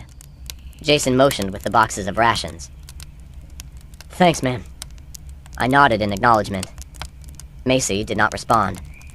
She just stared at me sadly. I could see her eyes watering up. They drove away soon after. Chapter 19. Learning to Share. It all started with sharing the shower. One evening, after a hard day of work, Julie pointed out we'd save water and generator fuel if we shared a shower. I immediately concurred with her astute logic. Sharing was always good, right? She was even kind enough to help soap me up. I returned the favor, of course. After helping dry each other off, we agreed, by extension of her logic, sharing the same bed would keep us both warmer at night, rather than the illogical practice of using separate beds. You get the idea. We were attracted to each other. I think we both knew it from the start, but we were still awkward teenagers. Nevertheless, the more time we spent together, the stronger our mutual attraction became. It was inevitable, I suppose. I missed Rick. I missed him a lot. But Julie was turning into a pretty damn good friend. Once we became intimate, it was as if the dam had burst. We went through a couple of boxes of condoms in no time. After one particularly invigorating lovemaking session, we were entwined in each other's arms, talking about an unplanned pregnancy. "I think I'd like having your child," Julie commented. It was muffled because her head was buried in the crook of my neck. Even so, I heard it clearly. "What do you think?" "There's the potential for a lot of problems in pregnancy and childbirth. Back before the outbreak, the maternal death rate was approximately 200,000 to 800,000 a year. A lack of access to healthcare in the third world countries accounted for the largest percentage of those numbers. That's essentially what we are now, a third world country. It'd be risky, nothing at all like that old Brooke Shields movie." "Which one?" she asked. "Blue Lagoon," I answered. "I've never seen it. It's one of those mushy romantic movies made in 1980. Two kids, played by Brooke Shields and Christopher Atkins, are stranded on an island together. They grow up, they figure out how to have sex, she gets pregnant and has a beautiful, healthy baby.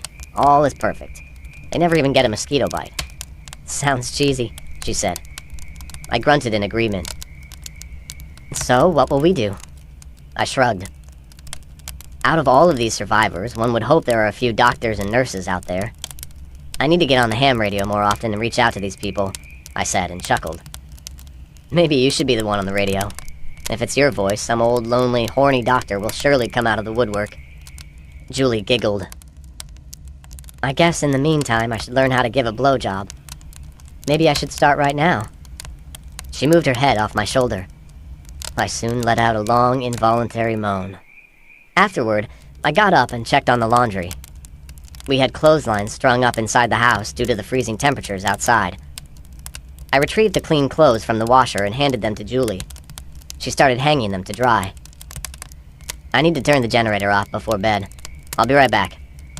"Okay, handsome." She smiled warmly at me. She was wearing nothing but a pair of silky, white, lacy panties. When she raised her arms to hang the clothes, it caused some kind of change to her physique that was just erotic. It reminded me of a lithe ballerina. She had gained weight in all of the right places. I think I could have watched her all night. She caught me looking. "What?" she asked. "You're beautiful," I said simply. She smiled warmly. "The sooner you get the generator turned off, the sooner we can go back to bed." She smiled again and went back to hanging up clothes. I started to don some clothes, but figured why bother. I'd put my heavy parka on and sneakers. Nothing else. Hell, I was only going to be outside for a second. I turned the light off before opening the door. It was a habit instilled upon me by Rick. You never wanted to be silhouetted in a lit doorway, an easy target for your enemy. It was cold out, and there was a full moon hanging in a crystal clear sky. The icy air felt invigorating, but I definitely did not want to be outside for more than a minute or two. I trotted to the back of the house. We had a lean-to built around the generator that was closed in on 3 sides and insulated in order to keep the sound down, but it wasn't completely soundproof. The generator needed air circulating around it. Otherwise, it'd overheat, and it needed somewhere for the exhaust to go. As I walked in the open portion of the lean-to, I quickly realized I was no longer alone. The reeking stench was my first warning. Standing in front of the lean-to was a massive, rotting hulk, clad in gore-encrusted bib overalls. He was well over 6 feet tall, maybe closer to 7 feet, and had to weigh at least 300 pounds. Either he was attracted to the sound of the generator, or perhaps he was admiring Rick's handiwork. Hell, maybe he was planning on stealing it and taking it back to his zombie house. He was certainly big enough to carry it over one shoulder. I stood there confused. Where the hell had he come from? How did he get past the fences in the creek? Somehow he heard or sensed me and turned around. I stumbled back. A portion of his face was completely rotted off. He had a long beard on his good side that had pieces of putrid flesh stuck in it. Whether it was his flesh or someone else's, I had no idea. He emitted a raspy, phlegmy howl and lunged toward me. I tried to back up, but stumbled over something in the yard, probably a big frozen pile of dog shit. I managed to catch myself from falling, but it allowed the Hulk to close the distance between us. He grabbed my arm, pulled it to his mouth, and chomped down. He was amazingly strong for someone who was decomposing. I felt the crushing pressure of his jaws clamping down on my forearm. I thought he was going to snap it in half. Fortunately for me, I had my parka on. It was thickly insulated. The padding allowed me just enough slack to wiggle my arm out of danger. So now I was totally naked, except for a pair of shit-covered sneakers, in a life-or-death struggle with an abnormally large zombie. I ran backwards and bumped up against the woodpile. I suddenly remembered I had a nice pile of kindling split up and lying at one end. They were a mixture of seasoned hickory and oak, nice and hard. They were about 2 feet long and just small enough in diameter for me to get a good grip. I grabbed one in each hand. Big Boy had realized there was now nothing edible in my parka and dropped it. He stretched out his arms and made his way toward me. It was time for a little bit of Muhammad Ali. I danced around him, slipped in and hit him in the head with one of my pieces of kindling, and then would dance back just out of his reach. Mr. Ali would have been proud. I kept this up for what seemed like several minutes. The big behemoth had a head as hard as an anvil. I was knocking pieces of flesh off each time I hit him, but it did not seem to matter. He would stagger with each blow and then start shuffling toward me again. I finally knocked his arms away with one swing and got in one terrific blow to the top of the head. Big Boy went down to his knees. I moved in, dropped one of the pieces of wood, and used both hands to launch a grand slam home run against his head. Mr. Ruth would have been just as proud as Mr. Ali. The zombie's head cracked open like a ripe watermelon and putrid brain tissue flew out. It was about this time Julie ran up. I had no idea how long she had been standing there. She pointed a shotgun from about 6 inches away and put some double-aught buckshot into his head for an elegant, but needless, coup de grace. He was finished. I must confess, though, I did not even see him fall, because at the moment, I was staring at Julie's jiggling breasts and very erect nipples. She had not bothered with clothes either, not even sneakers. She was only clad in a pair of those incredibly sexy panties. She looked over at me, wide-eyed, breathing heavily. I forgot about the safety. I smiled nervously and slowly pushed the barrel away from me, as it was currently pointed at my nether regions. We made sure Big Boy was truly dead, and then made a quick walk around the yard looking for any other possible threats. It was quite cold, so we made it a quick search, hurried and went inside. We were both shivering quite a bit now. The cold, combined with the adrenaline dump, was having an effect. I motioned outside as I looked over at Julie. We'll drag him to the sinkhole and burn him, but not tonight. The first thing in the morning. Julie nodded. She then leaned the shotgun up against the wall and jumped on me, wrapping both her arms and legs around me. Oh my god, that was a rush. I mean, I was watching you fighting that thing and all I could watch was your dick flopping around. And when I shot him, I think I had an orgasm. We had slept later than usual. It was already past 6 when I opened my eyes. The Three Stooges were all lined up with their muzzles on the bed, staring at us expectantly. I nudged Julie. She moaned and pulled the covers over her face. She was definitely not a morning person. Come on, we need to get the body disposed of. Afterward, we'll have some breakfast. Got a hell of a lot of things to do, and I've got a lot to talk to you about, I said with another nudge. Larry gave a small whimper. I suspected he needed to visit the yard badly. I got no response until I pulled the covers down. Julie groaned. You always have this sense of urgency thing going on. Can't we just have one lazy day? Maybe one day, but not now. We have so much to do in a limited amount of time, so you've got to work with me. You must trust me. I've got our best interests in mind. Julie groaned again, but threw the blankets off and shuffled to the bathroom. She stopped, yawned, and rubbed her eyes. I do trust you. You know that, right? She looked at me sleepily. Her face was puffy and her hair was disheveled, but she looked beautiful. I smiled with the realization I was falling for this girl. We dragged the remains of the zombie to the sinkhole with the ATV. It was about 8 feet deep and 10 feet long and shaped like a poorly drawn oval. It was used because it was in a remote location and several feet below the elevation of our well. Julie rode on the back with her face close to mine. We used some precious diesel to get a good fire going, and then we sat and watched the body burn. You know, I have no idea where it came from. We should check the fence line. Can you hold off from breakfast for a few? I asked. She nodded agreeably. Good. I want you to see the property, too. We rode the fence line until I found a portion of the fence with a post tilted at an odd angle. It looked as though one or more of the cows had pushed against it and the soft soil gave just a bit. The result was part of the fence line had sagged close to the ground. I looked at the fencing closer and found some scraps of denim caught in the barbed wire, presumably from the zombies' bib overalls. I had tools and a tamping bar in the back of the ATV. Julie and I had the section of fence repaired in no time. We did not come across any other zombies, which further convinced me Big Boy was a farmer who had lived nearby. Somehow, he heard the sound of the generator and was drawn to the house. It's a quandary I needed to figure out a solution for. We'll have to inspect the fence like this frequently, but I think that we're good for now. Yeah, whatever. Is it time for breakfast now? She asked indifferently. I think my jaw dropped, and then she burst out giggling. Got you! She was right. She got me. Not to be outdone, I grabbed a handful of semi-frozen cow manure and started walking toward her. Her laughter turned into a shriek and she ran. Like a girl. I told her so. Chapter 20. Betrayal at the Bridge. I finished butchering the cow with the bandsaw. It was the first one I had ever done. I'd watched Rick and Mr. Parson do it once, which was about the extent of my knowledge in this particular expertise. I started by killing it 3 days ago and left it hanging so all of the blood would drain out. It was not a clean operation, but I got it done. I had a chart of all of the different cuts of meat and sort of got it figured out.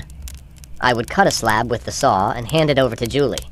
She'd rinse it off and put it in a cooler which had some ice lining the bottom. I had set several ice trays filled with water outside the previous evening. It was yet another tedious chore, but like all of the other chores, very necessary. I hoped we could better preserve the meat this way, rather than smoke curing it or freezing all of it outright.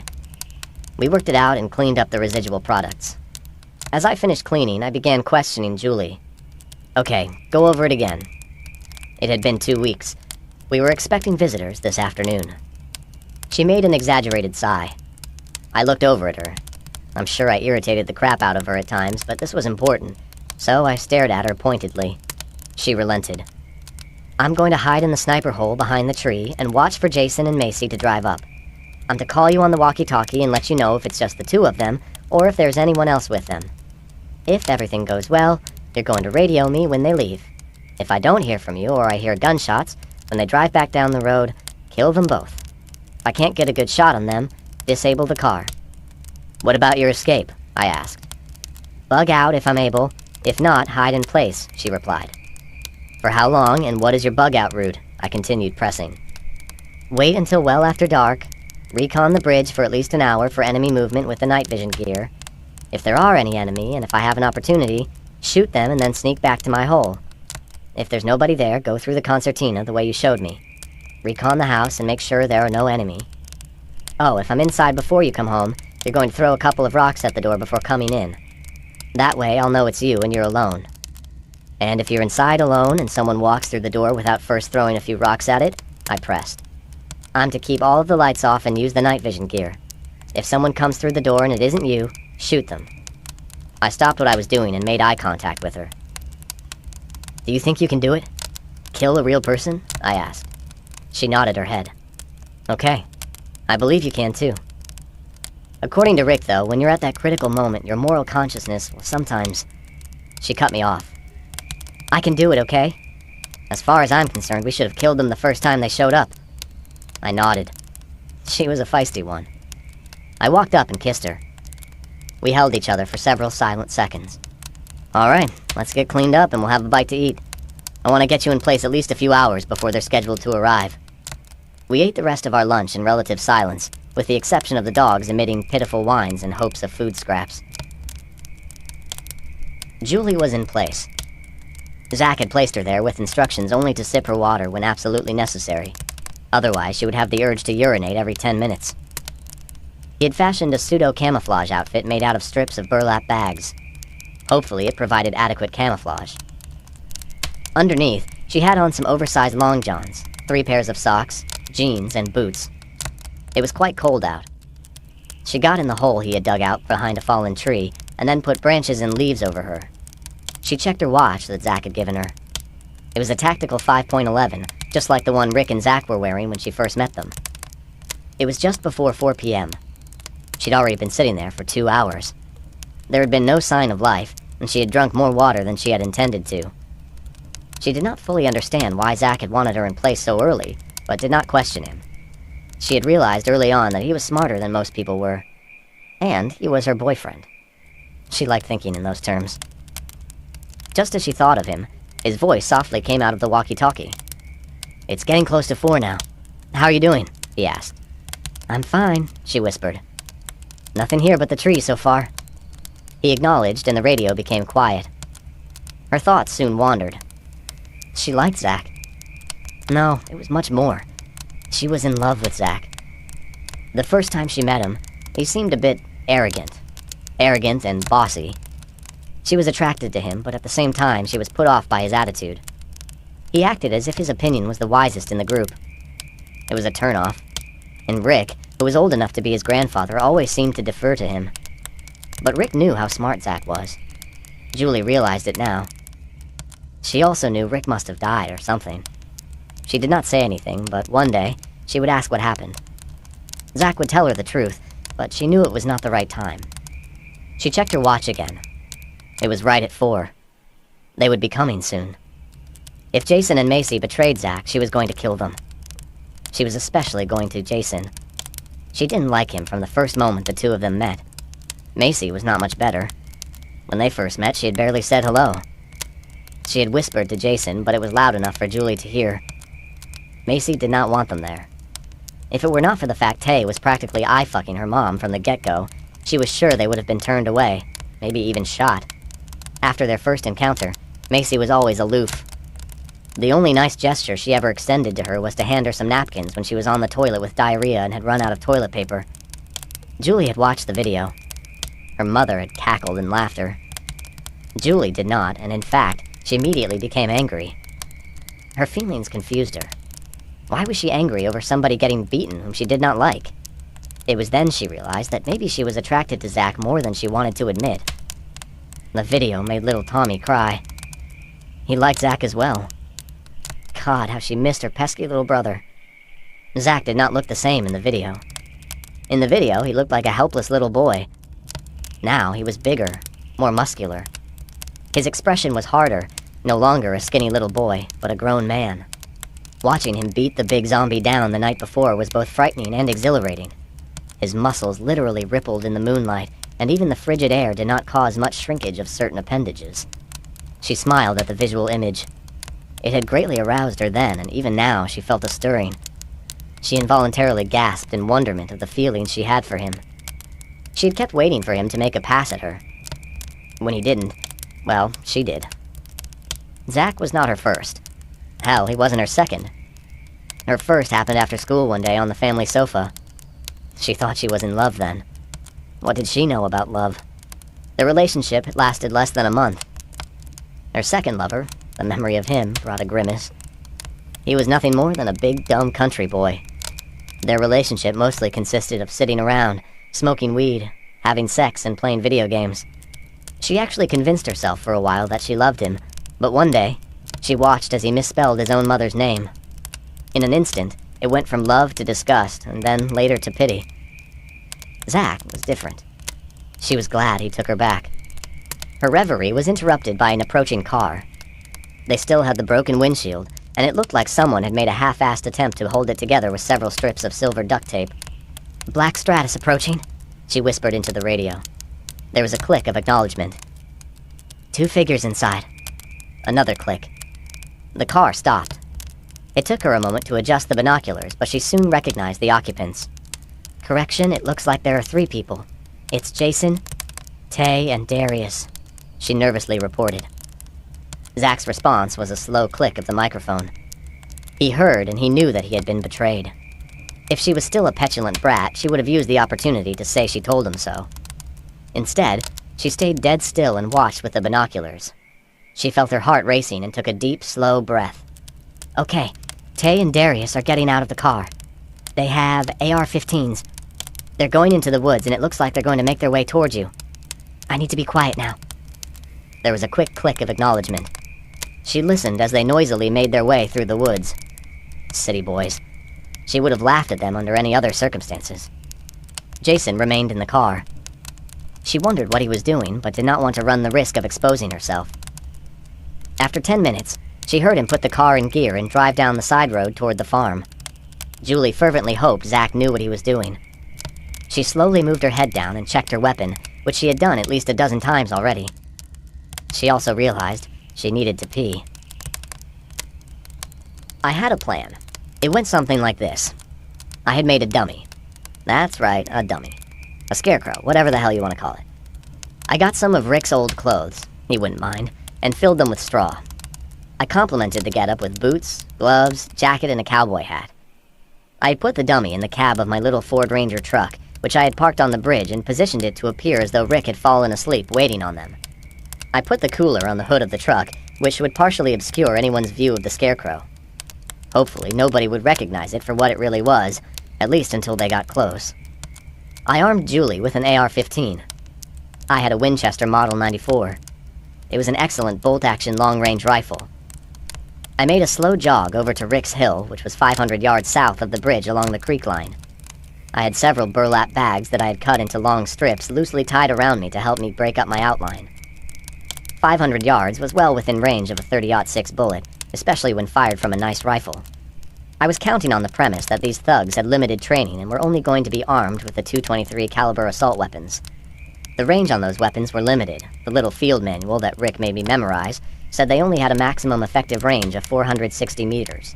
That converted to roughly 503 yards. I felt confident none of them could hit the side of a barn at that distance.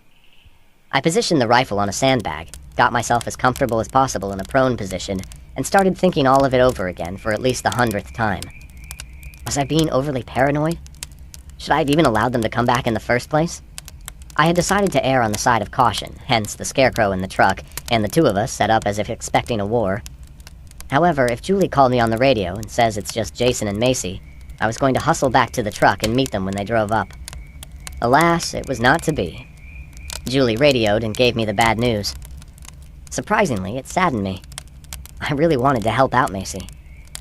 Jason, like him or not, was part of the package. After all, I still loved her. I was no longer in love with her, but I knew I would always care about her. I actually wanted to believe I could trust her, even after everything she had said and done to me. Deep down, though, my gut feeling told me this was exactly what would happen. A minute or two passed, and then I heard at least one of them in the woods. Even from 500 yards away, it sounded like he fell down or walked into something. They were so noisy and clumsy it was pathetic. Was it Macy's idea? No. I was convinced she had nothing to do with it. It was Jason. Jason and his buddies. Starvation will make a person do things they normally would not do, I guess. Instead of working out an amicable relationship, they believed it would be far easier to kill everyone and take what they wanted. It was not going to happen if I had anything to say about it. I turned the volume on the walkie-talkie down. Rick had purchased headsets for the radios, but had not gotten the correct models. We made do without them. But if you were not careful, you would have your volume loud enough for everyone within near proximity to hear. I did not want any possible noise giving away my position, so I turned the volume down to its lowest level. I wiggled the rifle a bit to get snug down in the sandbag, and put my eye to the rifle's scope. Slowly and carefully, I scanned out the woodline and undergrowth. It took me a moment, but I was able to pick out the one who I believed was Tay easily. He was just barely in the woodline. Incredibly, he was wearing a bright red bandana around his head. He stood out like a turd in a punch bowl. He was also leaning up against a tree, breathing heavily. He was probably certain he was hidden from view of anyone in the truck. Soon, Darius joined him. I recognized him immediately. They did not even spread out. They were standing there, side by side, like buddies sneaking a peek on big-breasted women skinny dipping in the creek. Idiots. I was tempted to put a round in the tree they were standing beside and scare the shit out of them, but I held off. I was curious. I wanted to see what they had planned. The black Stratus appeared around the curve in the road and moved slowly. When it got to within 10 feet of the bridge, the driver parked and got out slowly. It was Jason. He looked around nervously. He should be nervous. His actions were going to dictate what happened to him in the next few minutes. My anger had grown into a cold block of ice. I was once again thankful for inheriting Rick's paranoia, which made me plan for this contingency. I refused to let anyone take anything from me anymore. I focused the crosshairs on Jason. He walked closer to the truck, and I could see his mouth move as if he was calling out to me or Rick. He walked a couple of steps closer when he was suddenly dumbstruck with realization. His mouth fell open and he started to yell. Whether he was yelling at them to open fire or yelling a warning, I did not know. Whatever he was shouting was drowned out by sudden gunfire. Darius and Tay shot the living shit out of my truck, my scarecrow, and my cooler. They had 30-round magazines, but it did not take long for them to fire all of their ammunition. Jason, the only one with half a brain, dropped to the ground as soon as they started shooting, lest he became a casualty of friendly fire. Darius and Tay must have believed they had killed me, Rick, or whoever. I don't think they were very concerned if they hit Jason or not. They emerged out of the woodline, pointing their weapons toward their targets, entirely unaware that those 30 rounds mags were now empty. I took aim. I had a sudden recall of the video. Darius was the one who had kicked a field goal with my testicles. Well, now, how does the old saying go? Paybacks are a bitch. Something like that. I had my range dialed in. The wind was negligible. The sun was just over my left shoulder. I caressed the trigger with my finger and gently squeezed. The bullet exited the barrel of the rifle, soared magnificently for the length of 5 football fields, and went through his groin. I guess the point of entry was about a half a centimeter above where his cock was previously attached. It exited right about the top of his butt crack. I watched the impact. It looked excruciatingly painful. Darius fell to the ground and howled in agony. Tay stood there astonished. He then tried to shoot at the scarecrow, realized his weapon was empty, and fought to put in a fresh magazine. I waited patiently. Tay finally managed to seat a fresh magazine and get the bolt shoved forward. I was tired of lying prone, so I sat up and waved. Tay saw me then. His razor-sharp intellect deduced that I was not in the truck after all, but sitting on top of a hill some distance away. He started firing. Just as I thought, he had no idea what he was doing. His rounds were falling short by over 100 yards. I certainly gave him a chance to surrender. I took careful aim and shot him through the heart. I gazed through the scope for a couple of seconds. Satisfied with my accuracy, I stood up and walked toward the surviving betrayer.